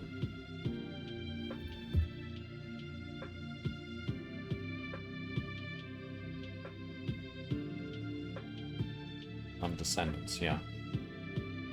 Try that now.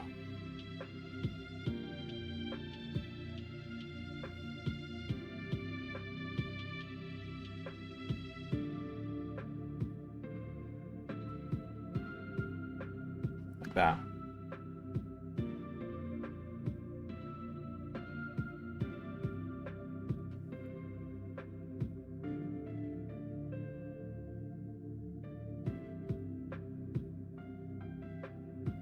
Okay, now we went for that one. Good.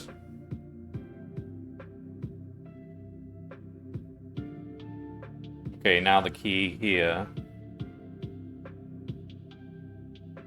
Do we go for... Yes, we do. And then we win. So that was slightly better because we went for the higher profile target. Hello, DAJ. Yeah, the rank is decent. So this time, last time we went for the harvester. This time, now with this change, we go for the root because he's the higher target. He has more descendants. That should hopefully improve this now because whenever we have multiple enemies to choose from, we always go for the one that has more children.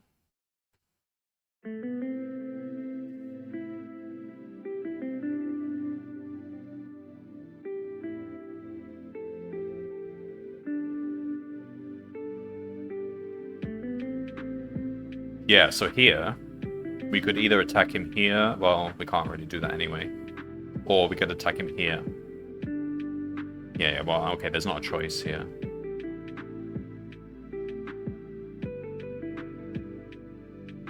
We're sort of blocking off areas, and then we come from this side. Oh, look, and then we come in here. So many orphans. Fortunately, you don't leave orphans in this game because they just die immediately.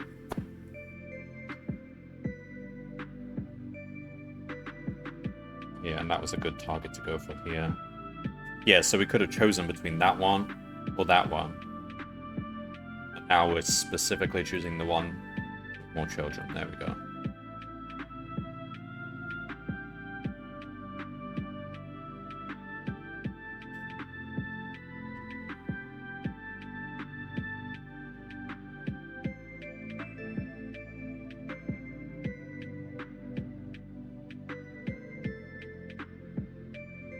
Oh man, this is an aggressive one. Look at this. So we get A, we get C, we get B, and then we spore over there. Then we spore down there. Spore up there. We're basically overwhelming him.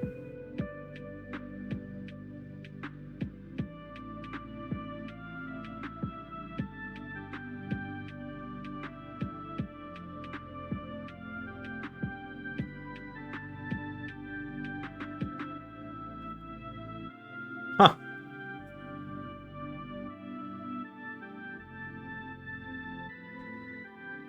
So let's stop logging this. I don't want to log this.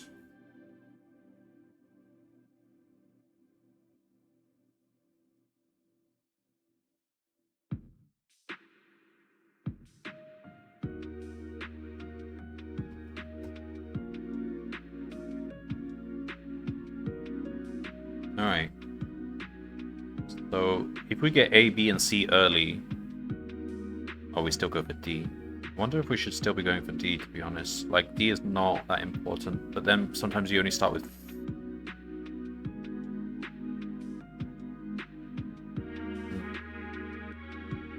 I guess it's nice to have at least one of every protein.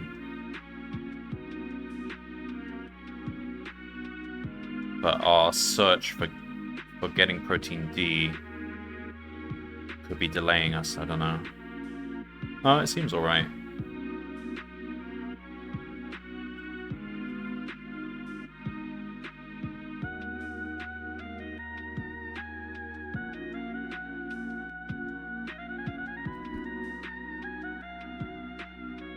Ooh.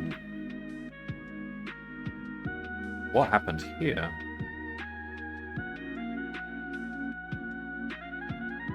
Oh. Oh, wow. Now that's strange.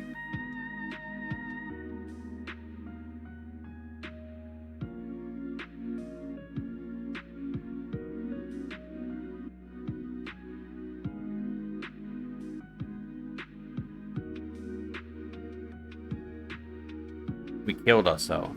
Well, okay. We tried to create an organ from 2 different organisms on the same cell. Oh dear. Okay, so let's try and fix this one. So we don't have memory of where we're putting these organs. So we're saying if we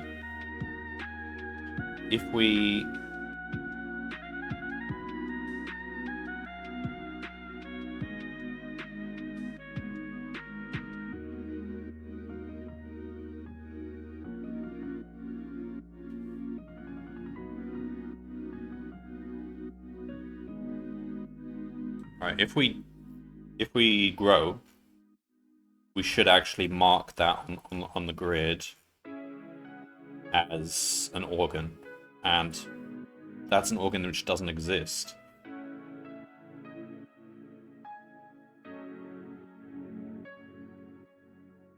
But we should do it anyway, so we should say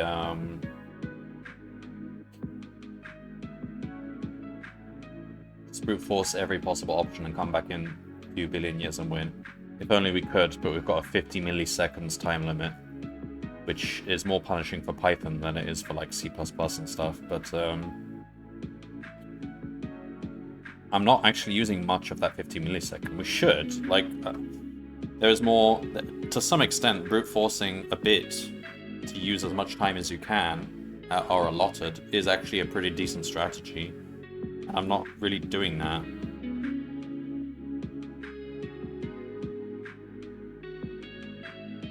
Especially in the first couple of moves, just like brute forcing all different paths you could take would help you go down a better path.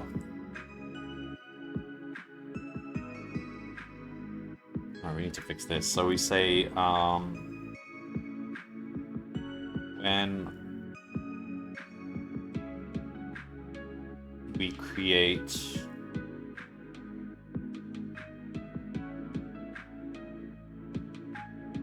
alright, when we grow,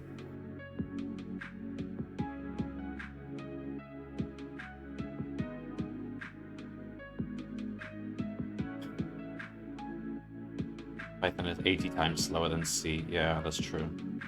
And the time frame they give you is equal for all languages. It doesn't matter what language you use, it's always 50 milliseconds, so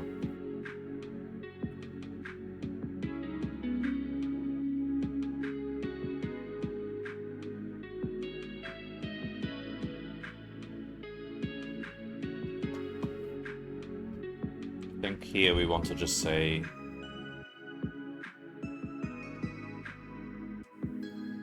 we hypothesize that there will be an organ here, so we want to just say group self.grid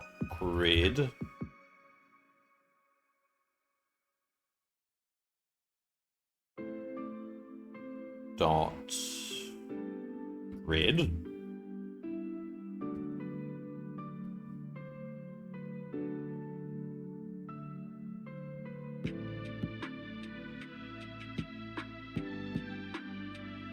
it's going to be pos.y, pos.x. We don't have a method for adding stuff to the grid because normally I don't want to do that. It's like the grid is fixed and we're not controlling the grid. The grid is whatever the game gives us and shows us. In this case, we're doing a hack where we add something temporarily to the grid just to mark that something's there and no one should try to grow there. So we'll do this. Pos.y, pos.x. 10th place is using Python. Yeah, I mean, Python users get to the top of the leaderboard because it's not really computation heavy. I mean, C++ and C and stuff have the advantage of being able to do lots of brute force pruning if they want to, but some games are just better for that strategy and some games aren't, and I think this one isn't. You don't really care that much about pruning lots of huge trees. Like, a classic case was the Pac-Man game, which was a couple of years ago, I think. That one really helped by pruning a lot of trees, and Python was at a huge disadvantage there. Here, I don't think it's a lot more heuristic-driven than it is search space. It's not like a chess game where it should be heavy on searching all the trees.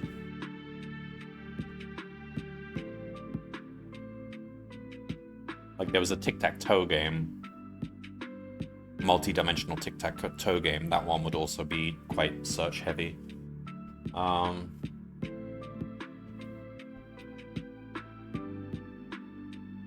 Equals organ. All right, we'll just create an organ. So it'll be at this pos. Owner is me. ID num.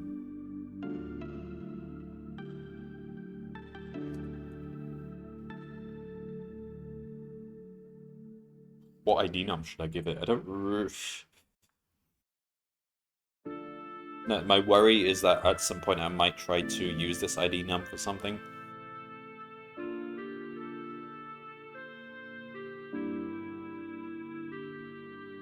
We can create a new ID num. But if someone tries to look at what's in this grid and actually call up the ID num, they're gonna create an error.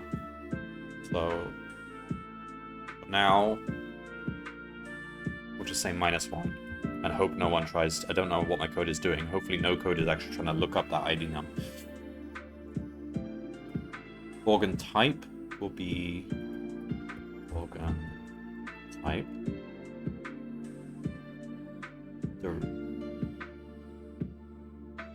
Direction will be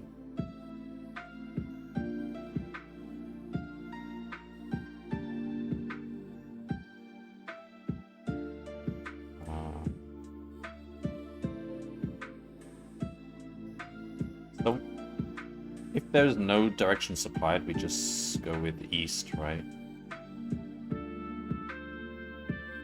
Yeah.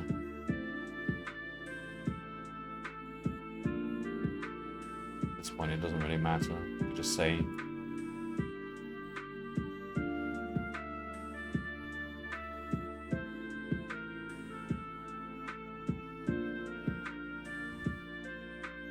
direction.campus if direction is not none else.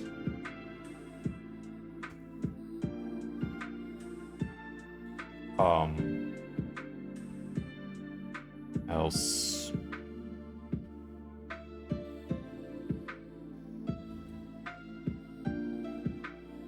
What does this do again? What does it get compass to?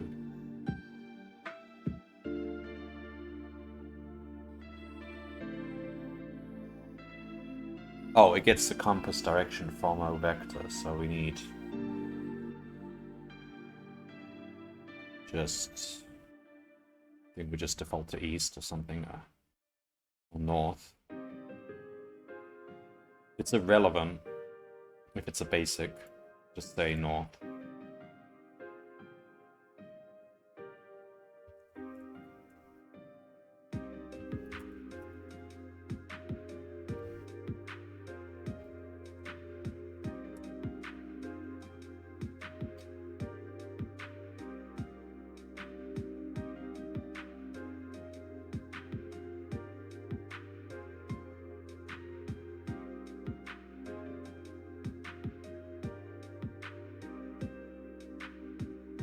Let's try that. Okay, there might be an error because I'm just...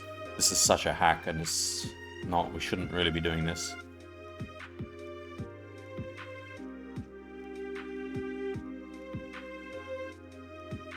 And I'm worried that this is actually going to create errors, but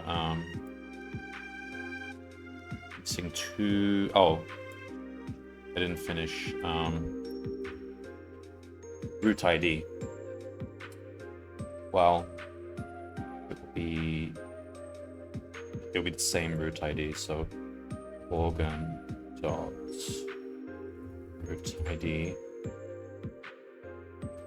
parent ID equal the organ dot idnum. Okay, so just created a new organ out of thin air, violating the game.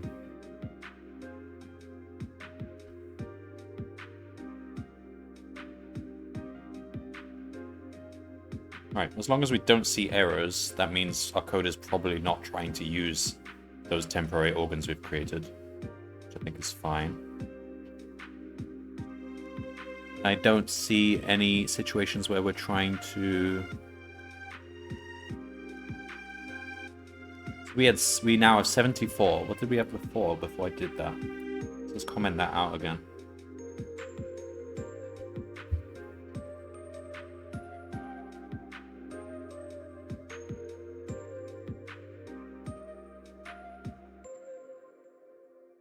So we were wasting time before, and we lost before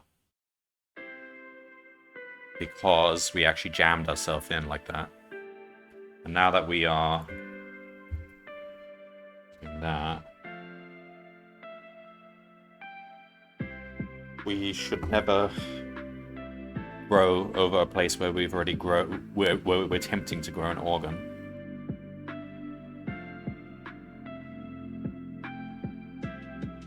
That's good.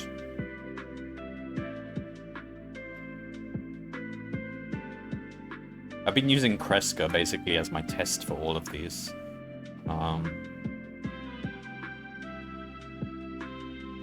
Just because I had Kreskas open all this time.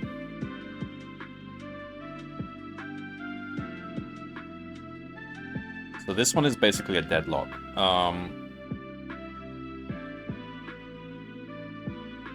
For A, B, and C. And then we route over there. Do a little bit of capturing. And then this deadlock is kind of unresolvable. The only way you could resolve this deadlock isn't... The thing is, stalemating is good for us if we've got more points.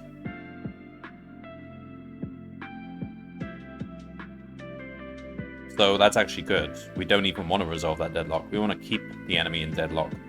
Because if we keep busy, we keep creating those tentacles, then we win because we get more points. The only way to resolve it is... So if in the case where we have fewer points than the opponent, we're in a deadlock, the only way to detect a deadlock would be to notice that the last 5 turns or something have been the same thing has been happening every turn. That means we'd have to store memory, and I can't be bothered to do that. I think a lot of the time it's okay, because if we're in a deadlock, that means our enemy is also in a deadlock. So it's not necessarily bad for us. It's only bad for us if we are lacking in points, but it's not something I really want to deal with. Alright, if I just run through these and see if I can find an obvious flaw, like an error. If we get an error, that's very bad.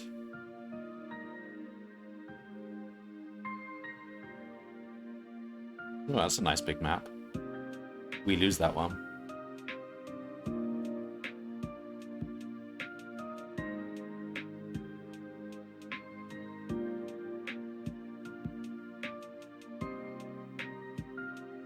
Okay, so he breaks through here, but we couldn't really have predicted that because we wanted to capture D, I suppose.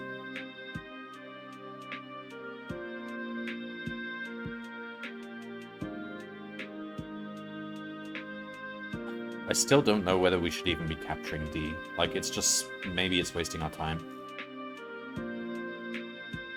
Let's maybe try turning it off and see if that improves. So we have 84 to 93. Don't worry about harvesting D. Just harvest B and C. That's the most important thing.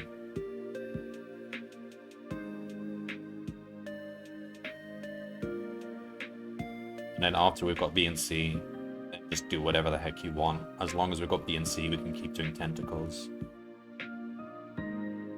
Let's see.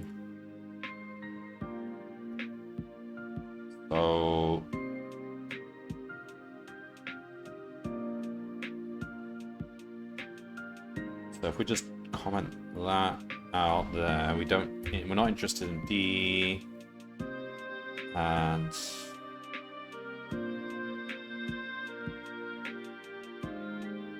up here we don't store D in our reserve either. We weren't doing that anyway. Okay, let's see if that fixes it. So we don't waste time going for D. Once we've got B and C, we just go on the attack. I think that's better. Now, D is used for sporing, but, I mean, we're not that... We spore if we can, but it's not that important. And now we actually win that one. We've got B and C. And we got D by chance, so we do a little bit of sporing, and we happen to get Ds because we roll over them, but we don't need a supply of D. We just happen to get it. Interesting. So that's... in that particular game, that was an advantage, but I don't know how that'll do overall. Alright, the small one. We need to do better on the small ones, because we kind of suck at small games. Ooh, yeah, nice. Ooh, nice. Keep up the fight. And we've got deadlock here. See, that deadlock would be even harder to detect, because it's not one move that's repeating. It's like 2 moves that are repeating. You do that, and break. So, like, loop detection will be even harder, because you're not looking for one state that's repeating. You're looking... well, yeah, a state would be repeating itself, but it would be repeating itself at period 2. Anyway, are we ahead? Oh, we actually break through. So at some point, he changed his move up. Okay, interesting. And then that led us through, and we win. Okay.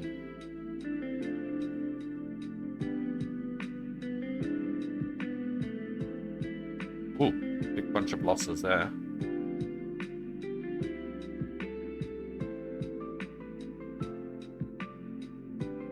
Big open map, and we win. Are we doing what we want? A, B. Oh, so this is an interesting one. So I used to fail on this because we didn't have enough A. Now I'm using tentacles to bridge the gap. And we get there. That's pretty cool.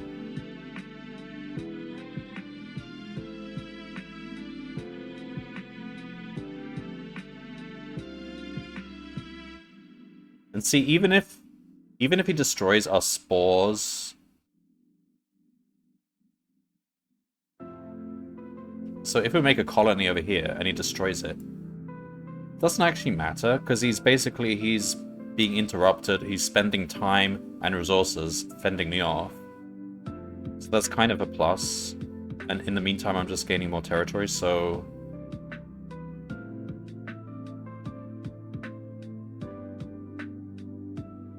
just throwing spores about is a good thing, mostly.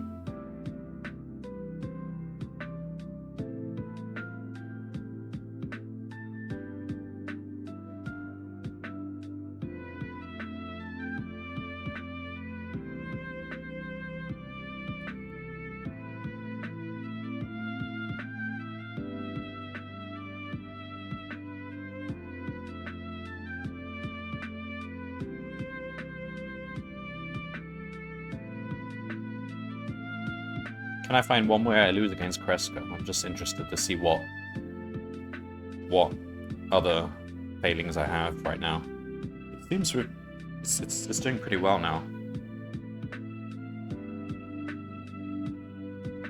Yeah, we've got deadlock there, so I think I'll probably lose that. No, it seems equal. Okay, we win, but it was close.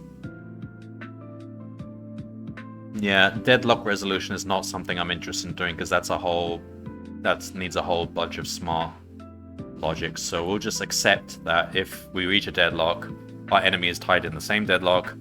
Effectively, that's the end of the game, and we'll just hope we have more points.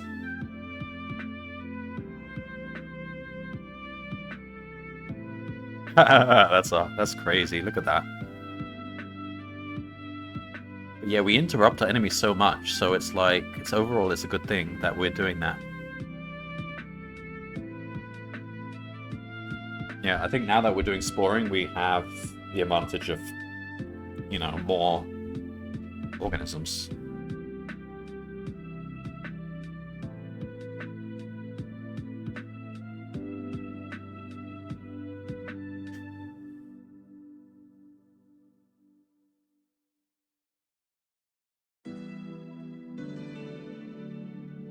I would like to grab some of these Ds though, because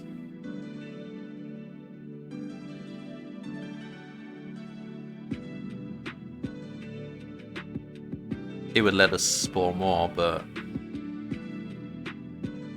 think we're doing good as is. So there's a downside to grabbing Ds. It just costs us more time when we need to attack our enemy as quickly as we can.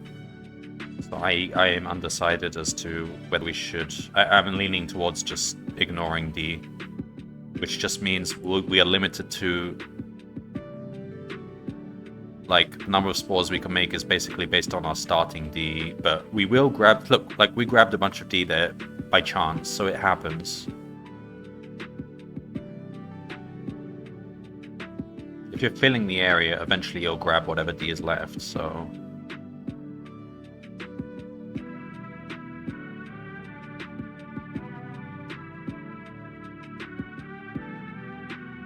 Yeah, and I like this because it's sort of just doing lots of tentacles here means that he can't really,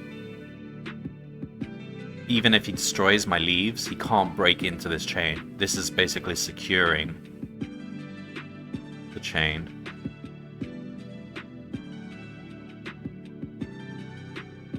Alright, we might submit this and I might actually just end the whole thing there. Like, I don't feel like doing anything more, and anything more would take like a day of planning and stuff, so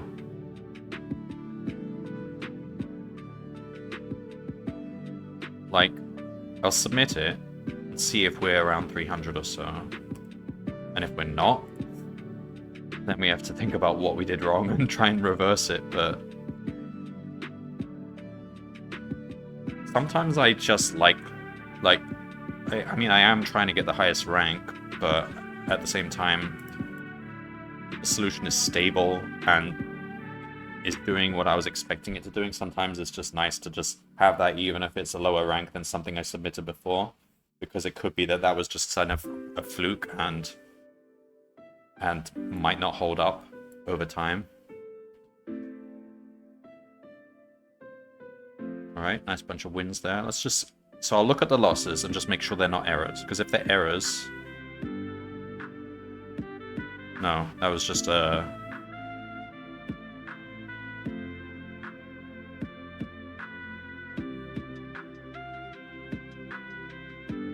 That was just like... a tie. But he won. It was almost... Okay. Acceptable loss. So we're red. Ooh, okay, he's an aggressive one.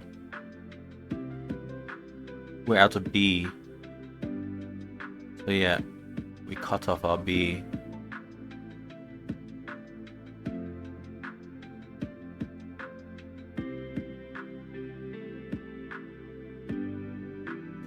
Yeah, it's a tricky one because there was a path to the A which didn't involve rolling over the B. If I just tell it to not roll over B, then we get into situations where we get locked in and we can't get to the A at all, and then we just soft lock. So I don't really want to do anything about that, but like shortest path. Well, there is a shortest path to A, which doesn't involve going over B, but I don't know. It means we're no longer using BFS. We'd have to use, like,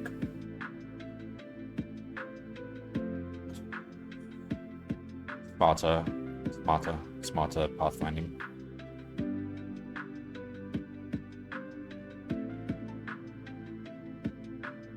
Once we're at the B, we can't really do much. So I would say that's an acceptable loss.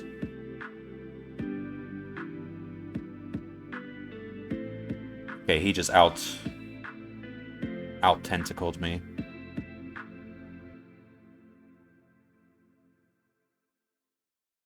Yeah. Because we don't have any B.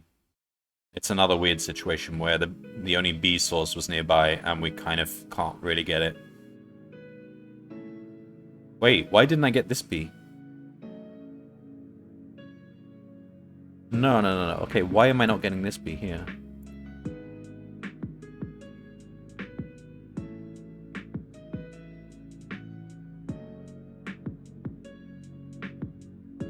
To look into this one, I think. Why did we abandon that B? Because we should be getting it.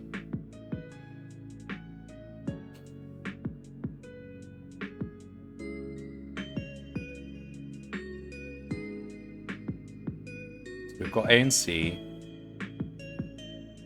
Now, there's a B right there. Why are we not getting it?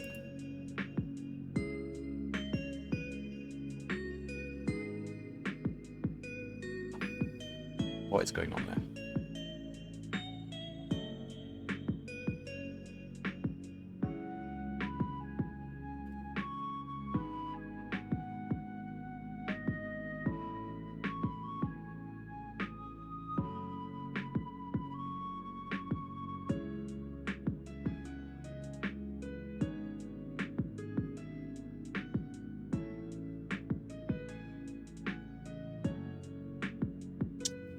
Damn it. What's going on?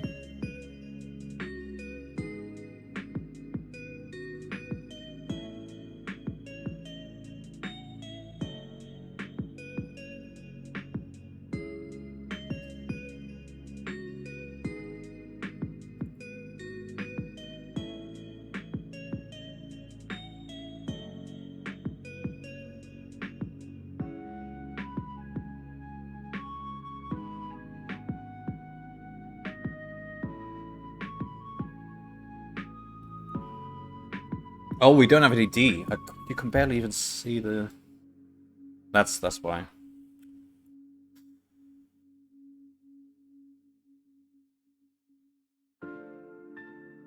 That's a bit of an issue. I'm spending D without leaving...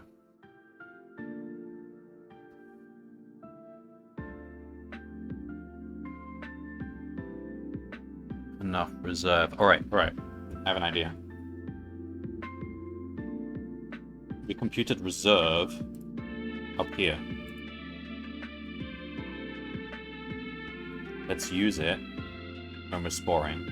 So we don't spore unless we're using our reserve. So harvest. Okay. Get spore target. Okay. If plus reserve and create spore if plus reserve. Right, so don't do sporing or sporers. Don't create sporers, don't create roots if we're digging into our reserves. Reserve is the minimum amount of things we need to create the harvesters. Okay, is that better? There we go. Do we win? No, but it was so close. That's what we should really be doing. Always leave enough reserve to be able to create the remaining harvesters.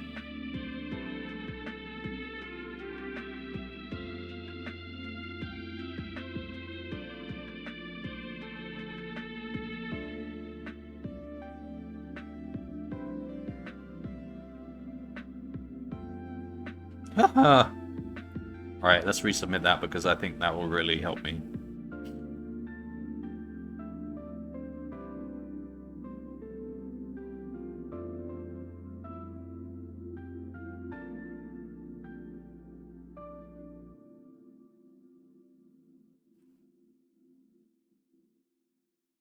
So now we're beating him. We're not sporing unless...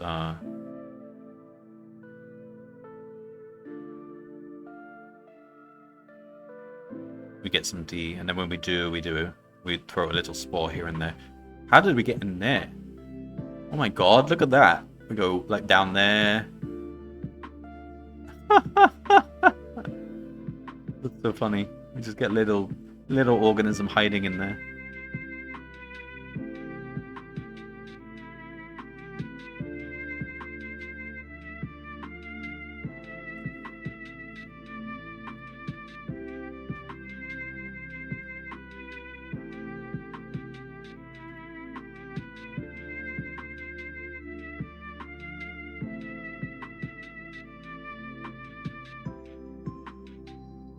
So I like the fact that my spore is kind of unexpected. Like, sometimes we fling over here, sometimes we fling over here. The unexpected nature of it sometimes leads to unexpected wins. Like, and it doesn't harm me too much to do it because, okay, it costs me a turn, it costs me resources. But it also makes it unpredictable, and sometimes you get wins in ways that the enemy couldn't really predict. Like, I don't really want to fling a spore over there. But I'm not bothered by the fact that he's doing it because, like, this spore over here is good. Like,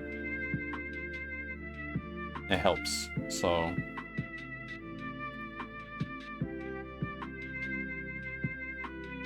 Alright, let's have a look.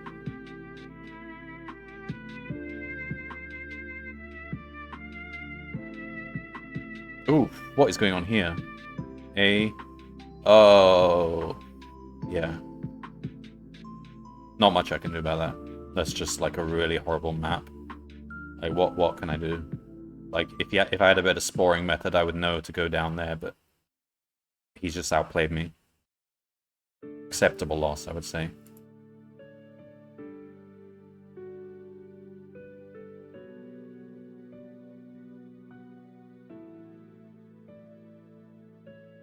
Okay, we just lost. We just lost on territory, but I think we put up a good fight there.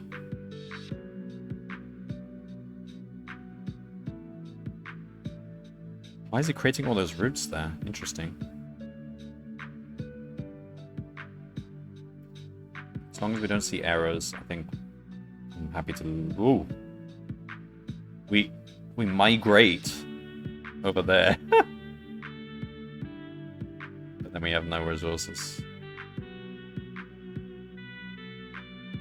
That's cool. He doesn't finish me off. He has mercy. I become like a vassal state. Like, he lets me live as long as I provide him some resources.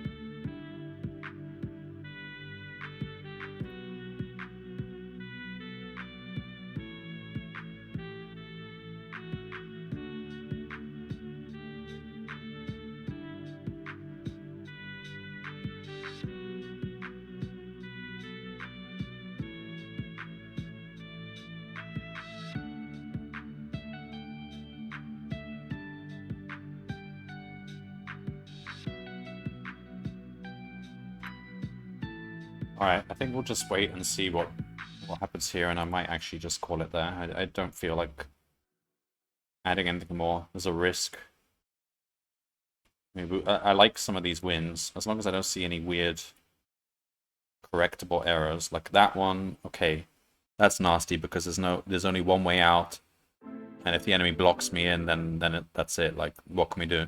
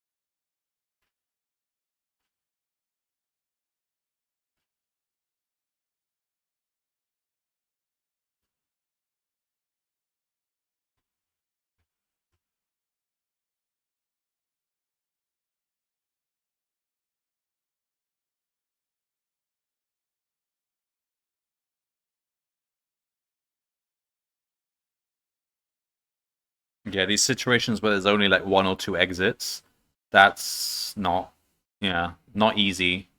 And my algorithm's not good enough to handle those, I guess.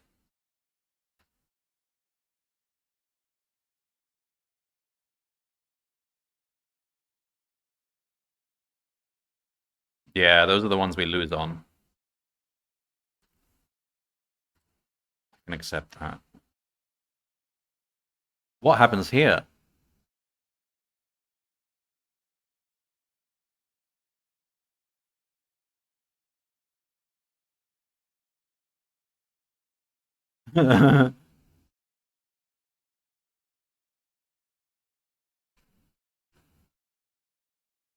So neither of us actually get to the A.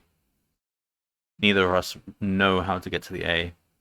Well, that's yeah, well, that's a very hard one to do, but I mean, he gets more points.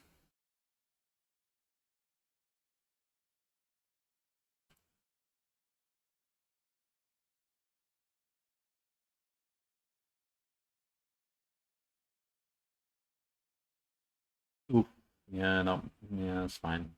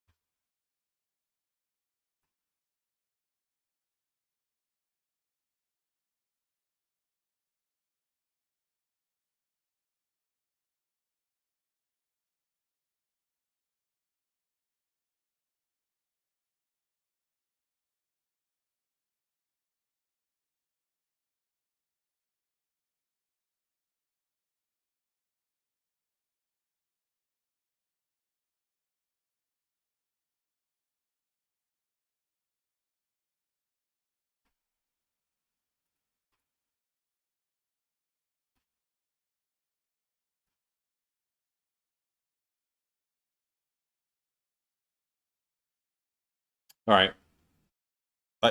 I'm just waiting now. I don't really want to do anything. It's only 60%. I don't know.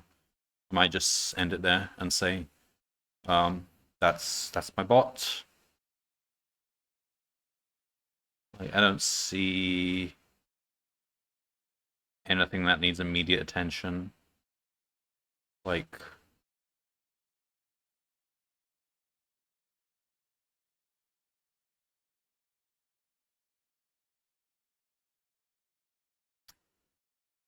I don't really want to be rolling over the sea. Why are we doing that? I thought I wasn't doing that. Let me have a look at this again.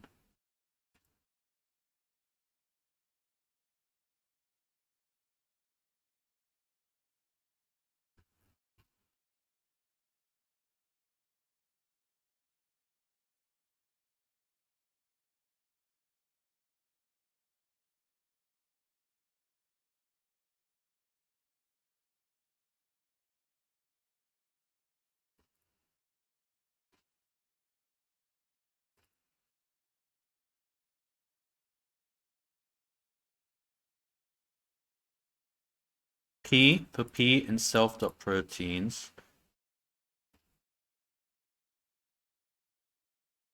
If self.grid.get P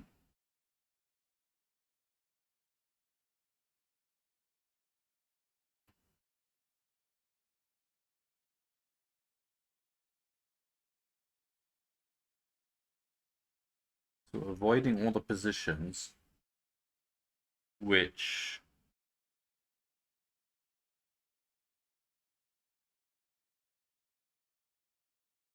a protein that's in this priority list. We shouldn't be going over the sea then. What?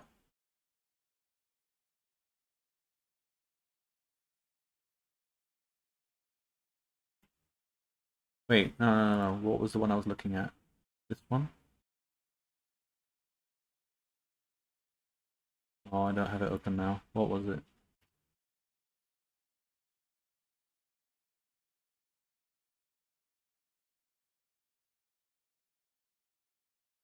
Yeah, he's aggressive there. I can't really defend against that.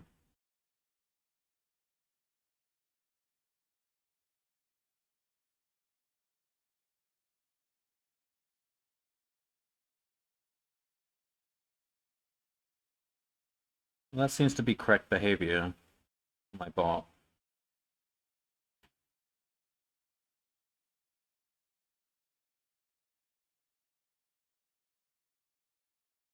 So why don't we spore here?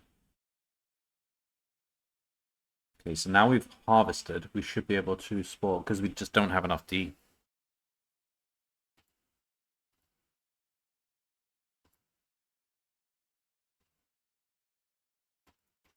And we can't even get D because he's blocked us off. So yeah, that's just really smart bots. We're up against a lot of smart bots. It's difficult to do anything. Oh, we're ranked 256.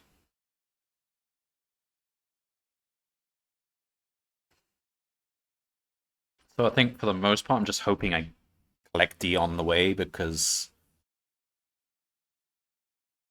it's... I don't really want to collect D. I don't really want to spend the resources to get it. I don't know.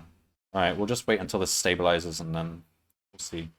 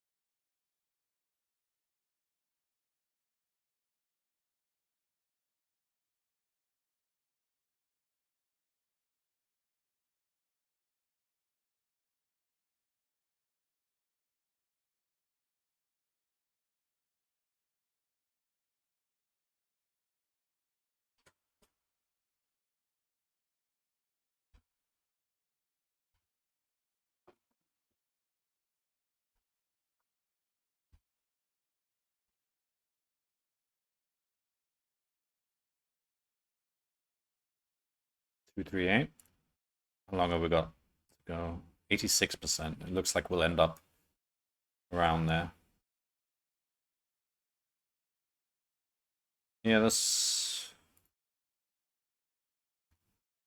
pretty good.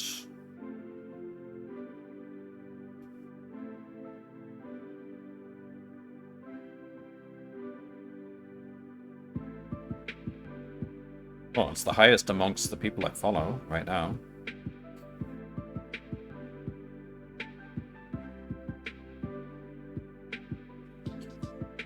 Okay, I'm hungry, and this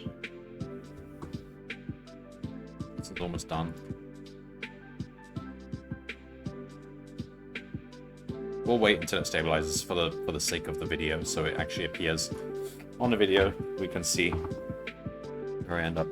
So we fling over there. That's quite fun. Oh, but then he flings.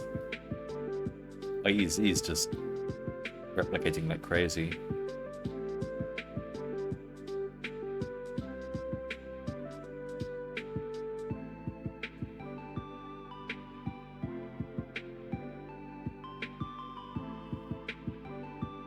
He left one guy alive.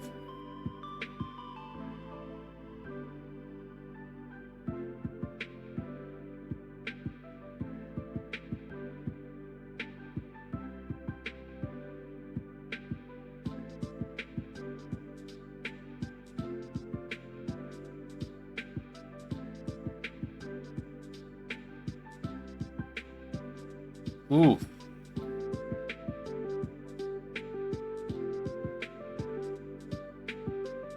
I mean, once he's got in there, nothing I can do, really.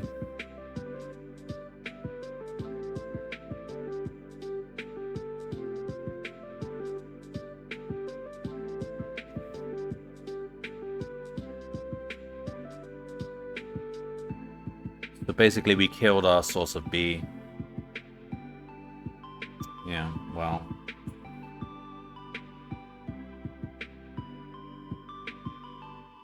If I didn't, then we'd be trapped in this, so it's, had to break out, but then we need another source of B. That's kind of what you use Sporers for, to like bunny hop over the bees. That's leapfrog over the bees. I don't want to do that, that's too complicated. But you kind of need to leapfrog over them if you want to. Well, no, I mean, there is. It would put, if I went for that bee instead, we would be able to get out. Yeah, well. It's a question of choosing the right. Those sources. Like, if you can pick 3.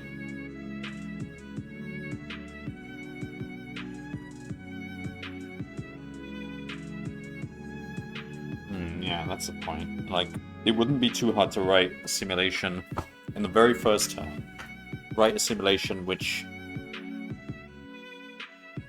just tries all combinations of 1A, 1B, and 1C, let's say, near to us, so in our half of the board. So that would be not that many. And then see if we can draw a nice chain that links up the 3. I don't know. Tomorrow, I might, if I'm doing another stream tomorrow. I mean, there's 1 day and 19 hours, so actually I could do another stream tomorrow. I did say this was going to be the last one, but I still have a really weak early game.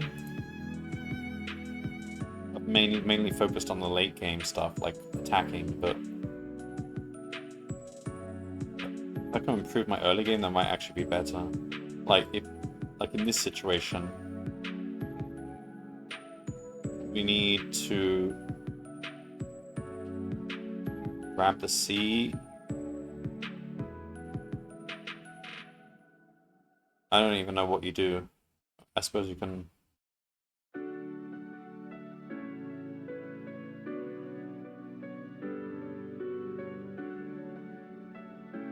Grab that C there.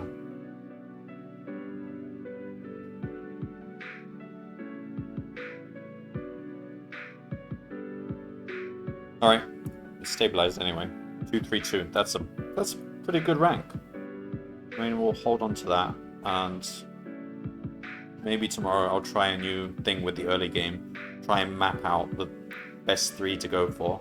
Maybe even include D. Like, the problem with ignoring D now is that I just don't have enough D to create lots of spores. So maybe I should really go for D.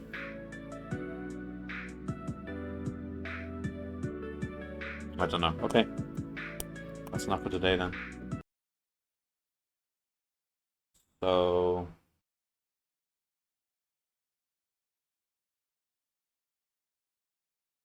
we made good progress today. We pushed up a couple of 100 spots. Tomorrow, I guess we can experiment with that. And if it doesn't work, whatever, we'll just stick to the code I have now. That's good enough.